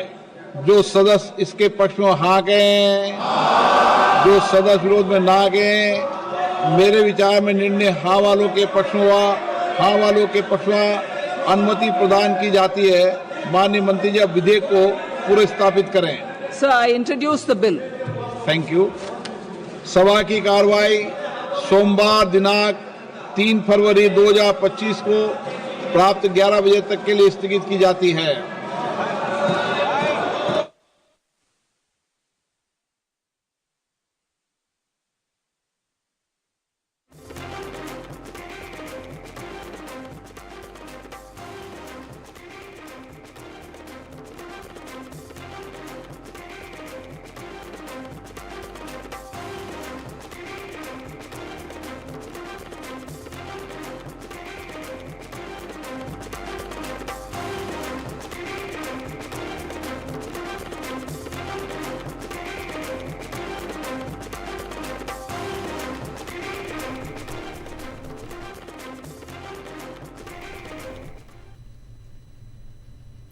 আমরা এতক্ষণ দেখছিলাম কেন্দ্রীয় বাজেট সরাসরি আমরা সংসদ ভবন থেকে আপনাদের দেখাচ্ছিলাম কেন্দ্রীয় অর্থমন্ত্রী নির্মলা সীতারামন তিনি অষ্টমবারের জন্য বাজেট পেশ করলেন। আমরা সরাসরি আলোচনায় চলে যাব। স্টুডিওতে আমাদের সঙ্গে রয়েছেন বিশিষ্ট অর্থনীতিবিদ অধ্যাপক প্রণাম ধর। কি মনে হলো গোটা বাজেটটাকে দেখে আপনার কি মনে হলো? আমি মানে খুব চটজলদি আমি আয়কর প্রসঙ্গে একেবারে শুরুতেই আসব, কারণ আয়করের দিকে মধ্যবিত্ত ভারতবাসী তাকিয়েছিলেন। এটা সাধুবাদ জানাই কেন্দ্রীয় সরকারকে যে তারা আয়করের যে ছাড়ের ঊর্ধ্বসীমা 12 লক্ষ টাকা পর্যন্ত দেওয়াতে অনেকেই স্বস্তি পাবেন। পাশাপাশি আরও বেশ কিছু সংস্কারের দরকার ছিল। এটা তো শুধুমাত্র সরকারি ঘোষণা নয়, সারা ভারতবর্ষের থেকেই দাবি উঠেছিল যে 63 বছর বা 64 বছর পুরনো যে আয়কর আইন সেটাকে পরিবর্তন করা। আমি এখানে একটা ছোট্ট প্রশ্ন করব। আগামী সপ্তাহে আসছে নতুন আয়কর বিল, স্বয়ং অর্থমন্ত্রী তিনি সংসদে বললেন, কোথাও কি মনে হয় কৌশলগত কারণে? হ্যাঁ, এটা তো অবশ্যই একটা কৌশল। শুধুমাত্র এই যে আজকে যে ঘোষণা হলো যে আয়কর ছাড়, এটাকেই কিন্তু নিয়ে চলা উচিত নয়, কারণ আমরা পুরো বাজেটটাতেই দেখলাম একটা বাণিজ্যিকরণের ছোঁয়া। সেই প্রসঙ্গে আসবো, কিন্তু সরাসরি যেটা উত্তর দেব আপনার প্রশ্নের, যে নতুন আয়কর বিলে যেমন ছাড়ের ব্যাপারও থাকবে এবং পাশাপাশি মনে হয় বিভিন্ন কৌশলগত দিক অবলম্বন করে আরও বিভিন্ন করের বোঝা আসতে পারে। কারণ একটা অর্থনীতি, তার তো ফিসকাল রেভিনিউ একটা বড় দিক, এবং সেখানে যদি ছাড় ঘোষণাই হয় শুধু, তাহলে ফিসকাল রেভিনিউ বাড়বে কী করে? তাহলে জিডিপি বাড়ার কথা বলা হচ্ছে, আগামী বছরগুলোতে জিডিপি বৃদ্ধির কথা বলা হচ্ছে। খুব প্রাসঙ্গিকভাবেই ভাবা যেতে পারে যে আয়কর বিলে, নতুন আয়কর বিলে আয়কর ছাড়ের পাশাপাশি আরও কিছু আয়কর ঘোষণার কথাও আসবে, এবং প্রত্যক্ষ বা পরোক্ষ। এবং একেবারেই যেটা আমরা দেখলাম না, যে প্রত্যক্ষ করের ক্ষেত্রে ছাড় ঘোষণা হলো, পরোক্ষ করের ক্ষেত্রে কিন্তু ওয়ান নেশন ওয়ান ট্যাক্সের কথা একবারও ভাবনা চিন্তা এলো না, যেটা আমাদের আলোচনায় প্রাসঙ্গিক ছিল, যে পেট্রোল ডিজেল বা মাদক দ্রব্যের উপরে একটিমাত্র কর ধার্য হলে অনেকটাই ব্যয় সংকোচ হতে পারতো। শুধু তো আয় বৃদ্ধি নয়, জিডিপি বাড়ার জন্য ব্যয় সংকোচও জরুরি, সেটা কিন্তু প্রাসঙ্গিকভাবে এলো না। কোথাও কি মনে হচ্ছে এই যে জীবনদায়ী 36টা জীবনদায়ী ওষুধ থেকে শুল্ক তুলে দেওয়া, কোথাও কি মনে হচ্ছে যে এতগুলো জেলায় ক্যান্সার হসপিটাল এবং ক্যান্সারের প্রতি জোর দেওয়া, কোথাও কি মনে হচ্ছে প্রবীণদের 60 ঊর্ধ্ব প্রবীণদের ক্ষেত্রে আর্থিকভাবে একটা লাভবান হওয়ার সুযোগ রয়েছে, তার কারণ তাদের একটা কোথাও যেটা ইংরেজিতে বলে রিল্যাক্সেশন দেওয়া, কোথাও তাদের একটা স্বস্তির নিঃশ্বাস ফেলার জায়গা হলো। কিন্তু পাশাপাশি এই গোটা বাজেটটায় আমি অবশ্যই এই বাজেটে যেভাবে পিছিয়ে থাকা, বিশেষ করে পিছিয়ে থাকা বিভিন্ন বর্গ থেকে মহিলাদের, এসসি এসটি থেকে শুরু করে মহিলা এন্টারপ্রেনারদের আলাদা সুযোগ দেওয়া হচ্ছে, এমএসএমইর কথা বলা হচ্ছে, কিন্তু কোথাও কি মনে হয়, দেখুন এটা তো অস্বীকার করা যায় না, আমরা সবাই চাই পৃথিবীর অর্ধেক আকাশ জুড়ে, এই বিশ্বের অর্ধেক আকাশ জুড়ে তুমি নারীরা রয়েছেন, তাদের সুবিধা করে দেওয়া অবশ্যই একটি উন্নয়নশীল দেশের অর্থনীতির ক্ষেত্রে খুব গুরুত্বপূর্ণ। আর্থসামাজিক কাঠামোতে পরিবর্তন আসবে, কিন্তু এটাও তো আবার মাঝে আমাদের ভাবতে হবে যে গোটা দেশে, স্বয়ং অর্থমন্ত্রী বলেছে যে এমএসএমই তো একটা আলাদা গুরুত্ব আছে, এবং এই অর্থনীতিতে প্রচুর মানুষ কাজ করেন, আয়ের সংস্থান হয়, ব্যবসা বাণিজ্য হয়। অর্থাৎ ধরুন কোথাও কি আপনার মনে হচ্ছে, ধরুন 30 ঊর্ধ্ব বা 40 ঊর্ধ্ব থেকে 60 ঊর্ধ্ব, 40 থেকে 60 আমাদের দেশের বিভিন্ন এমএসএমইতে উদ্যোগপতিরা কাজ করেন এবং তারা জীবনের সবচেয়ে গুরুত্বপূর্ণ সময়টা দেন। সেই জায়গায় কোথাও বাজেটে গালভরা কথা থাকলেও আসলে উপেক্ষিত হয়ে রইল। এটা তো একেবারেই সঠিক প্রশ্ন করেছেন আপনি। এবং এই যে ঘোষণাগুলো হলো, আপনাকে একটু মনে করিয়ে দিই, 2017 সালে যে সাস্টেনেবল ডেভেলপমেন্ট গোল বা এসডিজি ঘোষিত হয়েছিল ইউনাইটেড নেশনসের, ভারতবর্ষ তো পৃথিবীর মানচিত্রের বাইরে নয়, সেখানে পৃথিবীর অন্যান্য অর্থনীতিগুলোর সঙ্গে তাল মিলিয়ে চলতে এই ঘোষণাগুলো কিন্তু কাঙ্ক্ষিত বা বাঞ্ছিত ছিল। কিন্তু তার পাশাপাশি আরও কিছু ঘোষণা হতে পারত। যখন এই বর্তমান যে সরকার কেন্দ্রে রয়েছেন, তারা যখন ক্ষমতায় এলেন, তারা তো ম্যানরেগা প্রকল্পকে প্রায় উপেক্ষাই করে চলেছিলেন। হঠাৎ এত বছর বাদে, 12-13 বছর বাদে মনে হচ্ছে সেই কৃষি, সেই উপেক্ষিত মানুষ, তাদের আবার ফিরিয়ে আনা, পরোক্ষে যেন স্বীকার করে নেওয়া হলো যে ডক্টর বি.আর. আম্বেদকর যে প্ল্যানিং কমিশনের সূত্রপাত করে গিয়েছিলেন, আজকের বাজেটে ঘোষিত হলো যে আগামী 5 বছরের জন্য এই বাজেট গুরুত্বপূর্ণ। তার মানে পরোক্ষে প্ল্যানিং কমিশনকে স্বীকার করে নেওয়া হলো। কোথাও যেন একটা বিচক্ষণতার অভাব। আমার ব্যক্তিগতভাবে খুব প্রতীকী মনে হয়েছে পুরো ব্যাপারটা। অনেকে বলতে পারেন মহাসমাপতন। এই যে মাকানা চাষের কথা বলা হচ্ছে, মাকানা জন্য বোর্ড তৈরি করার কথা বলা হচ্ছে, এবং অর্থমন্ত্রী স্বয়ং বললেন এটা আগামী বছরগুলোর রূপরেখা তৈরি হচ্ছে, তার ভিত্তিভূমি এবারকার বাজেট। কোথাও কি মনে হচ্ছে পদ্মের বীজই বপন করা হচ্ছে? একদমই তাই। এবং রাজনৈতিক দল যখন ক্ষমতায় আসীন হন সরকারে, তার তো একটা রাজনৈতিক উদ্দেশ্য থাকবে, অন্যায় কিছু নেই। আগামী 26, 27, 28 বর্তমান ক্ষমতাসীন কেন্দ্রীয় সরকারের পক্ষে খুব গুরুত্বপূর্ণ। সেই জায়গায় মাথায় রেখে বেশ কিছু ঘোষণা হয়েছে। এবং দেখুন, এর একটা বাণিজ্যিক দিক রয়েছে। 350 জেলা রয়েছে ভারতবর্ষে, তার মধ্যে মাত্র 100 জেলায় বিশেষ প্রকল্প ঘোষণা এবং অ্যাগ্রো রিসার্চ সেন্টার। এবং একটু মনে করিয়ে দিই আপনাকে, 2018-19-এ একটি বাণিজ্যিক সংস্থা, নামটা বলছি না, তারা কিন্তু এই ইয়াং জেনারেশনের কাছ থেকে একটা খুশির খবর নিয়েছিল যে ফ্রিতে বোধহয় ফোন কল করা যাবে সারাদিন। এবং সেই জায়গায় দাঁড়িয়ে সারা ভারতবর্ষের ইউথ কিন্তু এটা ব্যবহার করতে শুরু করেছিল। ঠিক তার 3-4 বছর পরে এখন আমরা দেখছি সেই বাণিজ্য সংস্থা এমনভাবে ইনজেক্ট করে দিয়েছে এই বিশেষ বাণিজ্যিক সংস্থার সিম, যে আমরা 30 দিনে মাসের বদলে 24 দিনে মাসে চলে গেছি। এবং আপনি বলছেন সেই সংস্থার নীতির মতোই এবারকার কেন্দ্রীয় বাজেটে আমার মনে হচ্ছে সেই একেবারে প্রলোভনের মায়া ছড়িয়ে দেওয়া এবং এই আছে। বাণিজ্যিকরণের বীজ কোথায় কোথায় রয়েছে দেখুন। ভ্যাকসিনের কথা মনে করিয়ে দিই, 140 কোটি লোকের দেশে ভ্যাকসিন তৈরি হলো, তাও দেশের জন্য অপ্রতুল রয়ে গেল, অথচ বিদেশে রপ্তানি হলো। বাণিজ্যিকরণ 1, বাণিজ্যিকরণ 2, 100টা জেলায় 350 জেলার মধ্যে প্রকল্প ঘোষণা করা হলো, বাকি 250টা জেলায় হলো না কেন? ঠিক যে রাজ্যে বর্তমান কেন্দ্রীয় সরকারের আধিপত্য, বোধহয় সেই জেলাগুলোকেই বেছে নেওয়া হলো। 3 নম্বর, আমি এই ক্ষেত্রে একটু আপনাকে বলছি যে 3 নম্বর আপনি বলবেন, বিহারের ব্যাপারটাও মাথায় রাখতে হবে। রাজনৈতিক বাধ্যবাধকতা থেকেই যা হলো বিহার বারবার উল্লেখিত হলো, এটাও আমাদের মাথায় রাখতে হবে। এটা ভীষণ তাৎপর্যপূর্ণ একটা বিষয় যে বোধহয় কোথাও একটা রাজনৈতিক বশ্যতা শিকারের জায়গা রয়েছে অবশ্যই। এবং সেই প্রসঙ্গ ধরেই 3 নম্বর পয়েন্ট বলবো, সাধারণ মানুষের ক্ষেত্রে খুব গুরুত্বপূর্ণ। আর খুব আনন্দে নাচ্ছি আমরা যে আয়কর সীমা, ঊর্ধ্বসীমা বেড়ে গেল। ইন্স্যুরেন্স, বিমা কিন্তু প্রত্যেকটা মানুষকে করতে হয়, সেখানে এফডিআই 100% হওয়া মানেই প্রাইভেটাইজেশন, এবং তার মানেই বিমার প্রিমিয়াম কিন্তু বেড়ে গেল। এবং সেখানে একটা হিডেন কস্ট মিলিয়ে দেখবেন আগামী 2-3 মাস বাদেই হিডেন কস্টের জন্য বিমার যে কস্ট ব্যয় সেটা অনেকটা বেড়ে যাবে, বিমার প্রিমিয়ামের অনেকটা ব্যয় বেড়ে যাবে, বিশেষত স্বাস্থ্য বিমার ব্যয় আমরা দেখেছি গত আর্থিক বছরের তুলনায় এবছরে অনেকটা বেড়েছে এবং আগামী বছরগুলোতে আরো বাড়বে। কারণ বিদেশি পুঁজি যারা বিনিয়োগ করছেন তারা তো মুনাফাটাই তুলে নিয়ে যেতে চাইবেন, সুতরাং বিমার ব্যয় বাড়বে। আরো যেটা বলা হয়েছে, পাবলিক প্রাইভেট পার্টনারশিপ, শিক্ষা, স্বাস্থ্য এবং শিল্প। শিক্ষা এবং স্বাস্থ্য ক্ষেত্রে পাবলিক প্রাইভেট পার্টনারশিপ মানে কি? বেসরকারি বিশ্ববিদ্যালয়, বেসরকারি স্কুল কলেজ, এবং তার ফিজ কিন্তু সরকারি স্কুল কলেজের থেকে অনেকটা বেশি। তার মানে ব্যয়ের ভাগটা কার উপরে পড়লো? সাধারণ মানুষের উপর পড়লো। আয়ের ছাড় হচ্ছে, ব্যয় কিন্তু বাড়ছে। আরেকটা জিনিস বলি, পিপিপি মডেলে একদিকে যেমন রাষ্ট্র উন্নয়নের দিকে যেতে পারে, কিন্তু আমরা যদি সাংবাদিক হিসেবে পর্যবেক্ষণ করি, পিপিপি মডেল এমন একটা মডেল যেখানে কেন্দ্র সরকার এবং রাজ্য সরকারের যে পার্টি ক্ষমতাসীন বা যে ব্যক্তিরা ক্ষমতায় আছেন তাদেরও কিন্তু কাটমানি আয় করার একটা সুযোগ আসতে পারে। যেমন ধরুন, অত্যন্ত ভালো অবস্থায় রয়েছে এরকম রাষ্ট্রায়ত্ত শিল্পকে যদি পিপিপি মডেল নিয়ে যাওয়া হয়, সেক্ষেত্রে যারা লগ্নি করছেন তারা অনেক কিছু পাচ্ছেন। আমরা তো দেখেছি অতীতেও এই রকম ঘটনা ঘটেছে।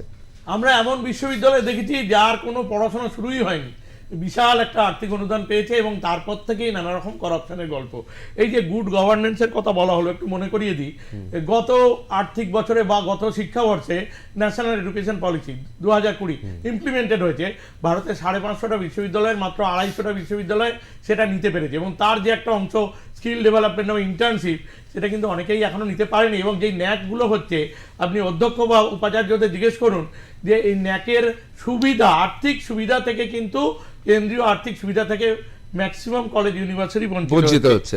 মানি লন্ডারিং এর যে নীতি, সেটা কিন্তু কোনো তার পরিমার্জন ঘোষণা হলো না, যেখানে দেখা যাচ্ছে সারা ভারতবর্ষে কিন্তু ডিপফেক্ট বা মানি লন্ডারিং একটা বড় সংস্থা কাজ করে চলেছে। অনেক মানি লন্ডারার অনেক রকমভাবে ভয় দেখাচ্ছে। সেখানে ইমপ্লিমেন্টেশনের জন্য এই যে এআইএ 3টে এআই সেক্টর ঘোষণা করা হলো, মানি লন্ডারিং ইমপ্লিমেন্টেশনের জন্য কোনো এআই এক্সেলেন্স সেন্টার তৈরি হলো না, যারা অনেকভাবে সাধারণ মানুষকে ভয় দেখাচ্ছে। অবশ্যই দেখুন এইপিএস ট্রানজাকশন, তার মাধ্যমে সাইবার ক্রাইমটাও খুব গুরুত্বপূর্ণ, তার মাধ্যমে সাধারণ মানুষের টাকা নিয়ে নেওয়া হচ্ছে, অনেকে নিঃস্ব হয়ে যাচ্ছে। তার যে রেমিডি, তার যে রিকভারি, তার ব্যবস্থাগুলো ব্যাংক অনেক ক্ষেত্রেই করতে পারে না, কারণ ম্যাক্সিমাম পোরশন আউটসোর্স। অবশ্যই আমি একেবারে শেষ মুহূর্তে চলে এসেছি, তারপরে আমাদের একটা ছোট্ট বিরতি নিতে হবে। আমি খুব দ্রুত আপনার কাছে চলে যাব। একদিকে মহিলা, তপশিলি এবং বিভিন্ন আদিবাসী পিছিয়ে পড়া সম্প্রদায়ের মহিলা, তাদের উদ্যোগপতি করা হিসেবে অত্যন্ত উৎসাহব্যঞ্জক এই বাজেটে, বিষয়ে সন্দেহ নেই। 36টি ওষুধ সেখান থেকে শুল্ক মুক্ত, এবং অবশ্যই 60 প্রবীণদের ক্ষেত্রে কিছুটা স্বস্তি এসেছে, এ বিষয়েও সন্দেহ নেই। কিন্তু সর্বোপরি এই বাজেটে আপনার কি মনে হয় মধ্যবিত্ত, গরিব, খেটে খাওয়া মানুষের সুবিধা হলো, নাকি পুঁজিপতি, বৃহৎ পুঁজিপতি, অর্থাৎ যারা এই মুহূর্তে যারা প্রথম 20 সর্ববৃহৎ পুঁজিপতি, তাদের লাভ হলো? কোন দিকে আপনার নির্ণয় যাবে? আমার তো এক অর্থে মনে হয় যে সাধারণ মানুষের জন্য অল্প কিছু চমক বা ঘোষণা থাকলেও প্রকৃত অর্থে পুঁজিপতিরাই লাভবান হলেন, কারণ বাণিজ্যিকরণের বাজেট, আত্মনির্ভর ভারত অভিযানের নামে এই যে ঋণ প্রকল্প, বারবার বিভিন্ন ঋণে লাভবান হন কারা? যারা বাণিজ্য সংস্থা এবং সরকার। এই ঋণ সাধারণ মানুষকে আরও ঋণে জড়িয়ে দেওয়া, নিম্ন মধ্যবিত্ত কৃষকদের আরও ঋণে জড়িয়ে দেওয়া, সাধারণ মানুষের দ্বারা নির্বাচিত সরকার তারা সাবসিডি বা ভর্তুকি ঘোষণা না করে বারংবার ঋণে জড়িয়ে দিচ্ছেন। এটা তো আগামী দিনে আরো ভয়ঙ্কর অবস্থা আমাদের পক্ষে নিয়ে আসছে। অবশ্যই অবশ্যই, অসংখ্য ধন্যবাদ আপনাকে। আমরা গোটা বাজেট, আমরা অধ্যাপক প্রণাম ধরের সঙ্গে ছিলাম, আমরা বাজেট দেখলাম।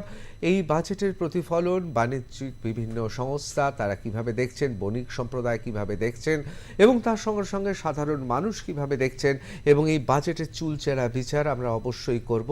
দিনভর আর+ নিউজে দেখুন বাজেট প্লাস।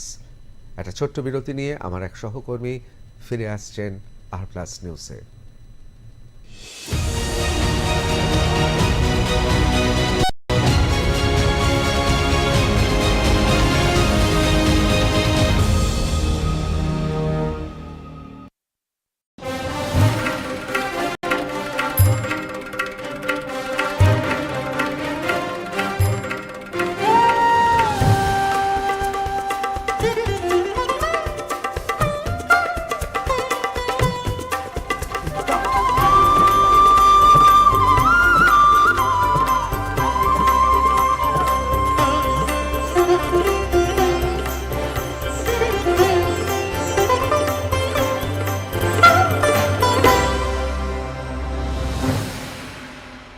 কি, কেন, কিসের জন্য ঘটল ঘটনা, নাকি রয়েছে তার পেছনে কোনো রটনা?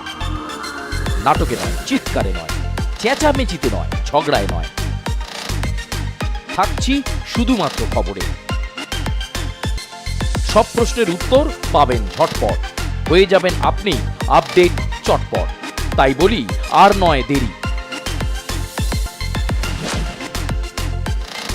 হোয়াটসঅ্যাপের আপডেটসে গিয়ে চ্যানেলে সার্চ করুন আর+ নিউজ আর যুক্ত হয়ে যান আর+ নিউজ হোয়াটসঅ্যাপ চ্যানেলের সঙ্গে। আর+ নিউজ ফলো করতে QR কোড স্ক্যান করুন। আর+ নিউজ, সবার আগে সবার পাশে। কলকাতা ছাড়িয়ে নগরের সীমানা অনেক দূর। মিটিং, মিছিল, মৌলালি, কলেজ স্কোয়ার, কালীঘাট, গঙ্গার ঘাট, খেলার মাঠ, ময়দান, হাওড়া ব্রিজ ধরে শিলিগুড়ি কিংবা দুর্গাপুর, শীত, গ্রীষ্ম কিংবা বর্ষা, নগর দর্পণ। আর+ নিউজে শহরের রোজ নামচা প্রতিদিন।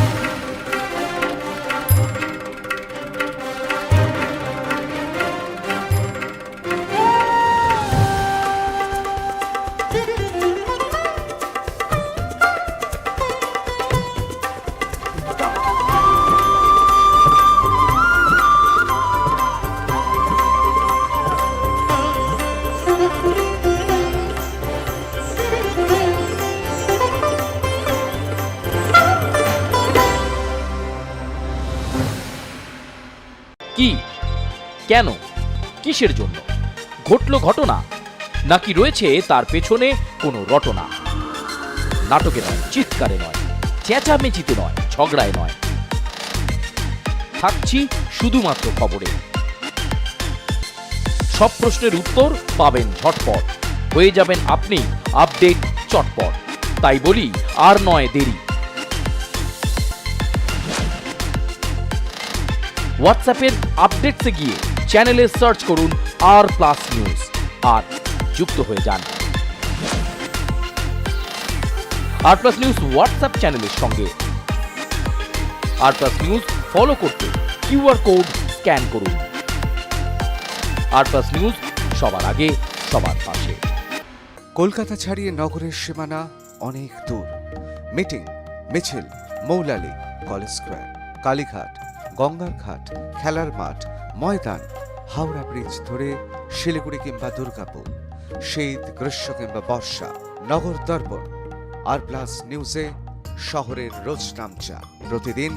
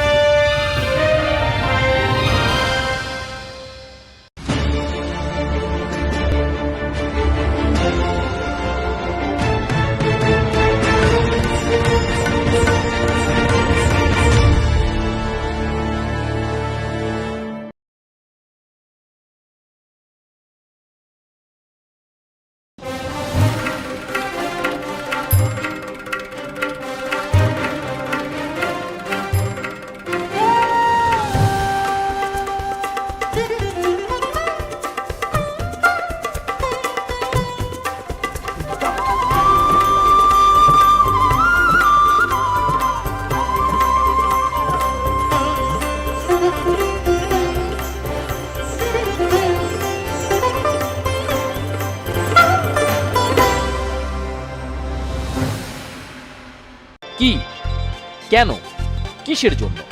ঘটল ঘটনা, নাকি রয়েছে তার পেছনে কোনো রটনা? নাটকে নয়, চিৎকারে নয়, চেঁচামেচিতে নয়, ঝগড়ায় নয়, থাকছি শুধুমাত্র খবরে।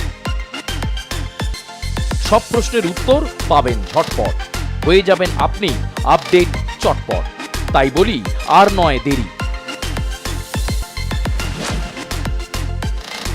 হোয়াটসঅ্যাপের আপডেটসে গিয়ে চ্যানেলে সার্চ করুন R+ নিউজ আর যুক্ত হয়ে যান R+ নিউজ হোয়াটসঅ্যাপ চ্যানেলের সঙ্গে। R+ নিউজ ফলো করতে QR কোড স্ক্যান করুন। R+ নিউজ, সবার আগে সবার পাশে। কলকাতা ছাড়িয়ে নগরের সীমানা অনেক দূর। মিটিং, মিছিল, মৌলালি, কলেজ স্কোয়ার, কালীঘাট, গঙ্গার ঘাট, খেলার মাঠ, ময়দান, হাওড়া ব্রিজ ধরে শিলিগুড়ি কিংবা দুর্গাপুর, শীত, গ্রীষ্ম কিংবা বর্ষা, আগেই শেষ হলো কেন্দ্রীয় অর্থমন্ত্রী নির্মলা সীতারামনের বাজেট পেশ, যে বাজেটের দিকে গোটা রাজ্যবাসী, গোটা দেশবাসী সকলেই তাকিয়েছিলেন। এবং সবচাইতে বড় ঘোষণা যেটি আয়করের ওপরে করা হলো, সেই ঘোষণা, অর্থাৎ 12 লক্ষ টাকা পর্যন্ত আয়করের ছাড় মিলল। এছাড়াও আরও অন্যান্য ঘোষণা, যেরকম ঘোষণা করা হলো TDS এবং TCS এর ক্ষেত্রেও কিন্তু অনেক সহজ করা হলো বিষয়টি। এবং ষাটোর্ধ্ব যারা সিনিয়র সিটিজেন রয়েছেন তাদের স্ট্যান্ডার্ড ডিডাকশনের পরিমাণ বাড়ল 50,000 টাকা থেকে বেড়ে 1 লক্ষ টাকা হলো স্ট্যান্ডার্ড ডিডাকশনের পরিমাণ। এবং 12 লক্ষ টাকা পর্যন্ত দিতে হবে না কোনো আয়কর। আগামী সপ্তাহে আসছে নতুন আয়কর বিল। নির্মলা সীতারামন নতুন আইন তৈরি করে করদাতারা সুবিধে পাবেন। নতুন কর কাঠামোয় 12 লক্ষ টাকা পর্যন্ত আয়করের ছাড় রয়েছে। বাজেটে প্রবীণ নাগরিকদের জন্য বড় ঘোষণা করেন অর্থমন্ত্রী। ষাটোর্ধ্বদের ক্ষেত্রে স্ট্যান্ডার্ড ডিডাকশনের পরিমাণ বাড়ল 50,000 টাকা থেকে 1 লক্ষ টাকা। এই ছাড় প্রসঙ্গে অর্থাৎ আয়করের ছাড় প্রসঙ্গে কেন্দ্রীয় অর্থমন্ত্রী নির্মলা সীতারামন তিনি কি বলেছেন শোনাবো আপনাদের। This is reflective of our government's trust on the middle class taxpayers. I am now happy to announce that there will be no income tax payable up to income of 12 lakh rupees.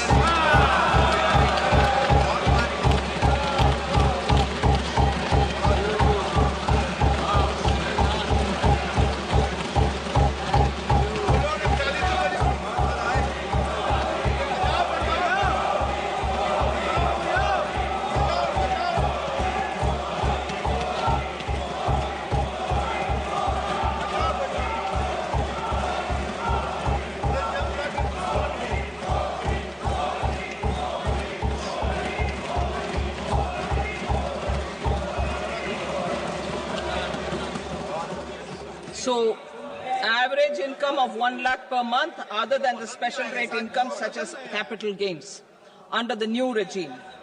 This limit will be 12.75 lakh for salaried taxpayers due to the standard deduction of 75,000.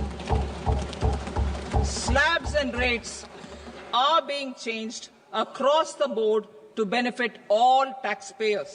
The new structure will substantially reduce the taxes of the middle class and leave more money in their hands, boosting household consumption, savings and investment. In the new tax regime, I propose to revise tax rate structures as follows: 0 to 4 lakh rupees nil, 4.8 lakh rupees to 4 to 8 lakh rupees 5%, 8 to 12 lakh rupees 10%, 12 to 16 lakh rupees 15%, 16 to 20 lakh rupees 20%, 20 to 24 lakh rupees 25%, and above 24 lakh rupees 30%. To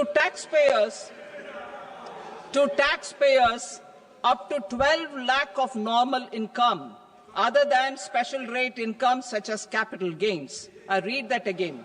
To taxpayers up to 12 lakh of income other than special rate income such as capital gains, tax rebate is being provided in addition to the benefit due to slab rate reduction in such a manner that there is no tax payable by them.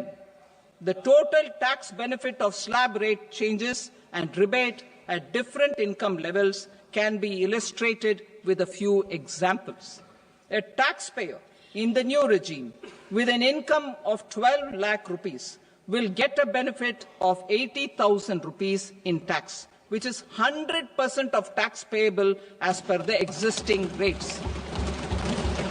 A person having income of 18 lakh rupees will get a benefit of 70,000 rupees in tax, that is 30% of tax payable as per existing rates. A person with an income of 25 lakh gets a benefit of 1,10,000 rupees, that is 25% of his tax payable as per existing rates. Details of my tax proposals are given in the annexure. As a result of these proposals, Honorable Speaker, sir, revenue of about 1 lakh crore in direct taxes and 2,600 crores in indirect taxes will be foregone. Mr. Speaker, sir.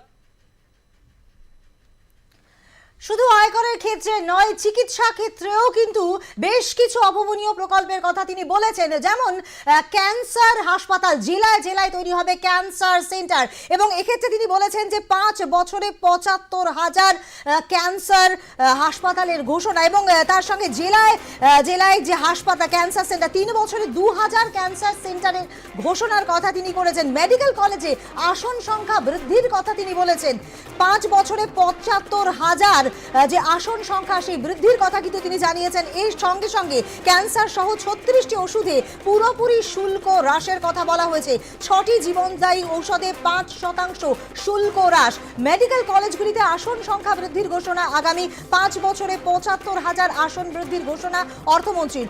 আগামী বছরই বৃদ্ধি হবে 10,000 আসন। জেলার হাসপাতালগুলিতে তৈরি হবে cancer centre. 3 বছরে তৈরি হবে 2,000 ক্যান্সার সেন্টার। এবং তার সঙ্গে সঙ্গে ক্যান্সার সহ 36টি ওষুধে পুরোপুরি শুল্ক হ্রাসের কথা বলা হয়েছে। 6টি জীবনদায়ী ওষুধে 5% শুল্ক হ্রাসের কথাও কিন্তু বলা হয়েছে। সুতরাং এই বিষয়গুলো কিন্তু অত্যন্ত গুরুত্বপূর্ণ। মেডিকেল কলেজে আসন সংখ্যা বৃদ্ধির ঘোষণা। আগামী 5 বছরে 75,000 আসন বৃদ্ধির ঘোষণা অর্থমন্ত্রীর। আগামী বছরই বৃদ্ধি হবে 10,000 আসন। এবং জেলা হাসপাতালগুলিতে তৈরি হবে ক্যান্সার সেন্টার। 3 বছরে তৈরি হবে 2,000 ক্যান্সার সেন্টার। ক্যান্সার সহ 36টি ওষুধে পুরোপুরি শুল্ক ছাড়। 6টি জীবনদায়ী ঔষধে 5% শুল্ক হ্রাস।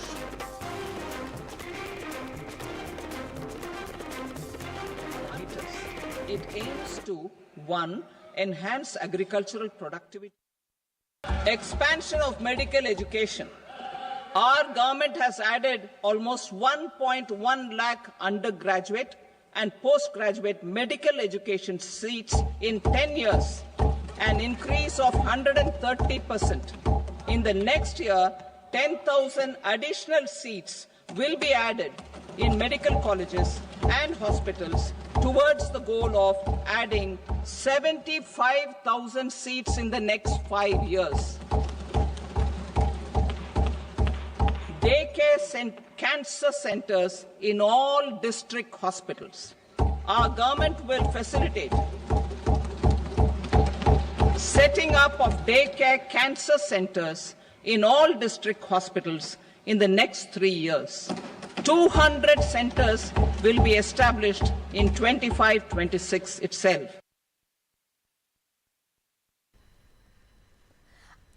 আয়করের কথা আমরা শুনলাম, আমরা চিকিৎসা ক্ষেত্রে শুনলাম। এবারে অবশ্যই বলবো আপনাদের কৃষি ক্ষেত্রে যে ঘোষণা তিনি করেছেন। এক্ষেত্রে কিষাণ ক্রেডিট কার্ডের ঋণ 3 লক্ষ টাকা থেকে বেড়ে 5 লক্ষ টাকা অবধি করা হয়েছে। তৈরি হবে 100টি অ্যাগ্রো রিসার্চ সেন্টার। দেশের 100টি জেলায় তৈরি হবে ধনধান্য যোজনা। এর ফলে 1,70,00,000 কৃষক উপকৃত হবেন। কৃষি ক্ষেত্র বড় সড় ঘোষণা। এবার মোদী সরকারের এই যে বাজেট অর্থাৎ তৃতীয় বাজেটে বড় ঘোষণা। তৈরি হবে 100টি অ্যাগ্রো রিসার্চ সেন্টার। দেশের 100টি জেলায় তৈরি হবে ধনধান্য যোজনা। এর ফলে 1,70,00,000 কৃষক উপকৃত হবেন। কিষাণ ক্রেডিট কার্ডের ঋণ 3 লক্ষ টাকা থেকে বেড়ে 5 লক্ষ টাকা।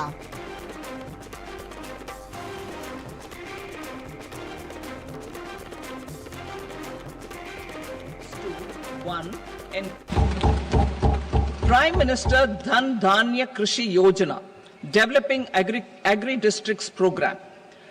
Motivated by the success of the aspirational district program, our government will undertake a Prime Minister Dhan Dhanya Krishi Yojana in partnership with states.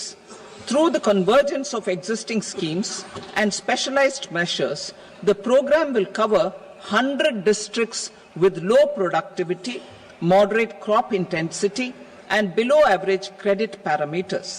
It aims to 1. Enhance agricultural productivity, 2. Adopt crop diversification and sustainable agricultural practices, 3. Augment post-harvest storage at the panchayat and block level, 4. Improve irrigation facilities, and 5. Facilitate availability of long-term and short-term credit. This program is likely to help 1.7 crore farmers.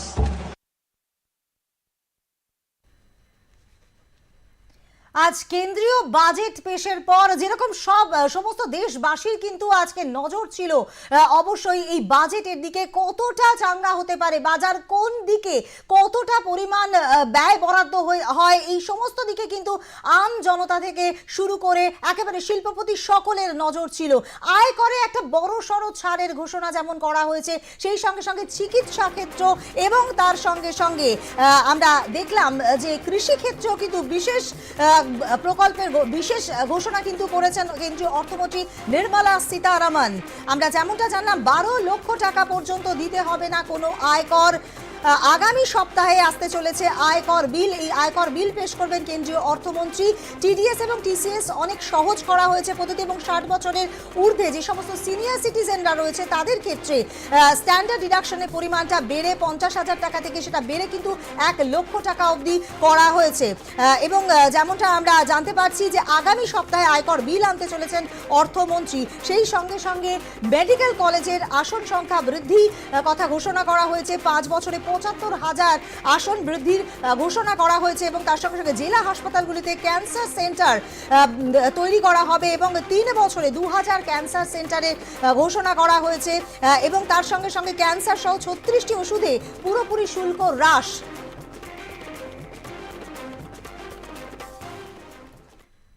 Budget plus এই মুহূর্তে এই পর্যন্ত। অন্যান্য সব খবরের জন্য চোখ রাখুন আর প্লাস নিউজের সবার আগে সবার পাশে।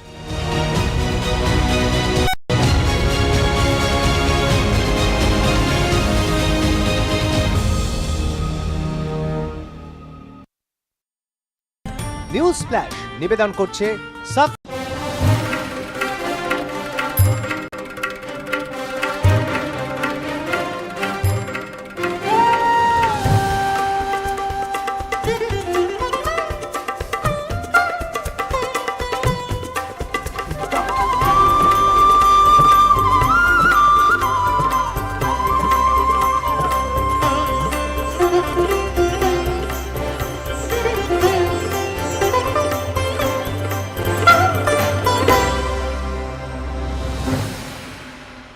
কি, কেন, কিসের জন্য ঘটল ঘটনা, নাকি রয়েছে তার পেছনে কোনো রটনা?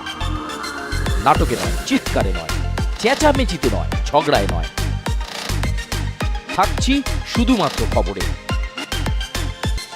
সব প্রশ্নের উত্তর পাবেন ঝটপট, হয়ে যাবেন আপনি আপডেট চটপট। তাই বলি আর নয় দেরি। হোয়াটসঅ্যাপের আপডেটসে গিয়ে চ্যানেলে সার্চ করুন R+ নিউজ আর যুক্ত হয়ে যান R+ নিউজ হোয়াটসঅ্যাপ চ্যানেলের সঙ্গে। R+ নিউজ ফলো করতে QR কোড স্ক্যান করুন। R+ নিউজ সবার আগে সবার পাশে। কলকাতা ছাড়িয়ে নগরের সীমানা অনেক দূর। মিটিং, মিছিল, মৌলালি, কলেজ স্কোয়ার, কালীঘাট, গঙ্গার ঘাট, খেলার মাঠ, ময়দান, হাওড়া ব্রিজ ধরে শিলিগুড়ি কিংবা দুর্গাপুর, শীত, গ্রীষ্ম কিংবা বর্ষা, নগর দর্পণ R+ নিউজে শহরের রোজ নামচা প্রতিদিন।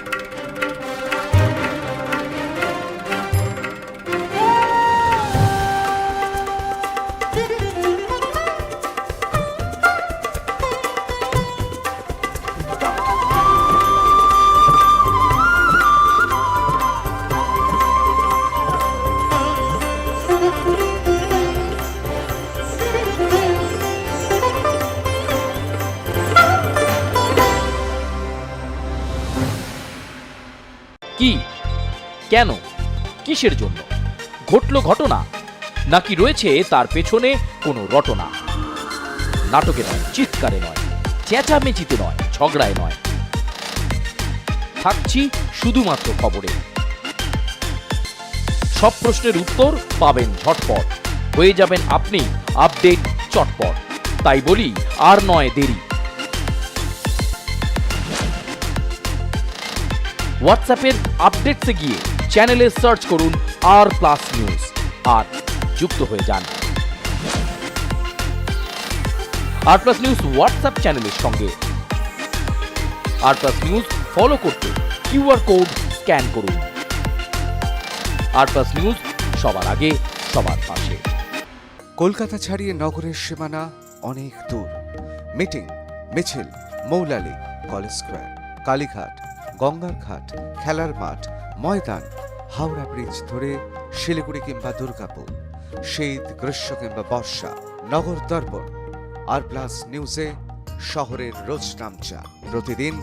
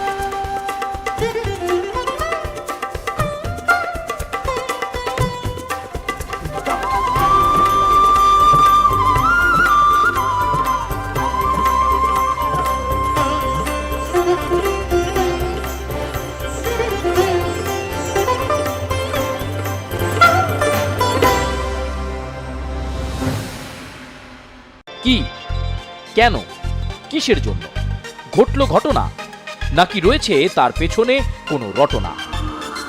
নাটকে নয়, চিৎকারে নয়, চেঁচামেচিতে নয়, ঝগড়ায় নয়, থাকছি শুধুমাত্র খবরে। সব প্রশ্নের উত্তর পাবেন ঝটপট, হয়ে যাবেন আপনি আপডেট চটপট। তাই বলি আর নয় দেরি। হোয়াটসঅ্যাপের আপডেটসে গিয়ে চ্যানেলে সার্চ করুন R+ নিউজ আর যুক্ত হয়ে যান। R+ নিউজ হোয়াটসঅ্যাপ চ্যানেলের সঙ্গে। R+ নিউজ ফলো করতে QR কোড স্ক্যান করুন। R+ নিউজ সবার আগে, সবার পাশে। কলকাতা ছাড়িয়ে নগরের সীমানা অনেক দূর। মিটিং, মিছিল, মৌলালি, কলেজ স্কোয়ার, কালীঘাট, গঙ্গার ঘাট, খেলার মাঠ।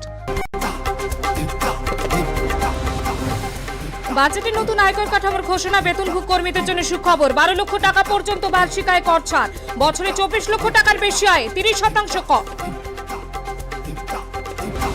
এবার নতুন আয়কর বিল আগামী সপ্তাহে পেশ করা হবে। নতুন আয়কর বিল বাজেট পেশের সময় ঘোষণা অর্থমন্ত্রী। বিমা ক্ষেত্রে FDI 74% থেকে বেড়ে 100%। 2025 অর্থবর্ষে রাজস্ব ঘাটতি 4.8% কমল TDS। প্রবীণদের TDS ছাড়ের প্রস্তাব। স্ট্যান্ডার্ড ডিডাকশনের পরিমাণ 1 লক্ষ ঘোষণা। ক্যান্সার রোগীদের জন্য বিশেষ সুবিধা, জীবনদায়ী ওষুধে দেওয়া হলে শুল্ক ছাড়। প্রায় 36টি ওষুধের শুল্ক ছাড়ের কথা ঘোষণা।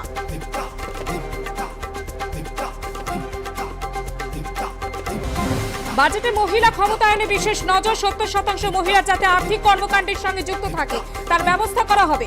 মহিলা উদ্যোগপতি 5 লক্ষ তফসিলি জাতি উপজাতি মহিলাদের 2 কোটি পর্যন্ত ঋণ। কিষাণ ক্রেডিট কার্ডের ঋণের পরিমাণ বৃদ্ধির ঘোষণা, 3 লক্ষ থেকে তা বৃদ্ধি করে 5 লক্ষ করা হবে। বিহারে তৈরি করা হবে মাখানা বোর্ড। মেডিকেল কলেজে 10,000 আসন বৃদ্ধি, 5 বছরে 75,000 আসন বৃদ্ধির লক্ষ্য। 3 বছরে তৈরি হবে 2,000 ক্যান্সার সেন্টার। আইআইটি সংখ্যা বৃদ্ধির সিদ্ধান্ত।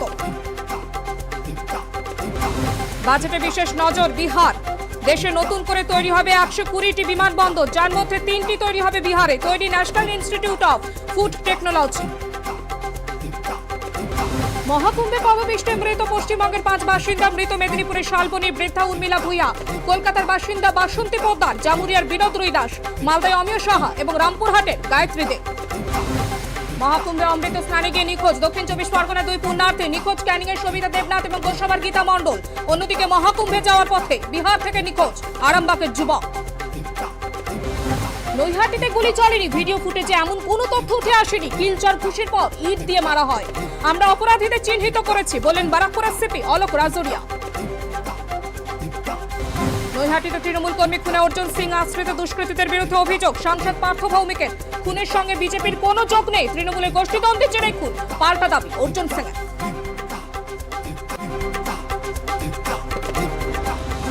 শিরোনাম এক নজরে নিবেদন করছে ব্র্যান্ডেড গাড়ি মেশিনের একমাত্র চয়েস স্ট্রোবলি, ইয়োর হিয়ারিং এইড স্পেশালিস্ট স্ট্রোবলি।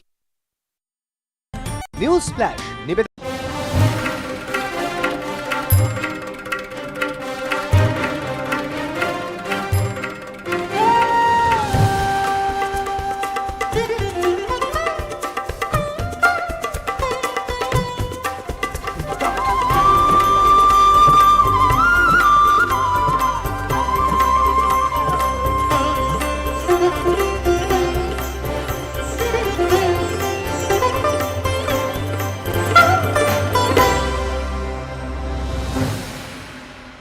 কি, কেন, কিসের জন্য ঘটল ঘটনা, নাকি রয়েছে তার পেছনে কোনো রটনা?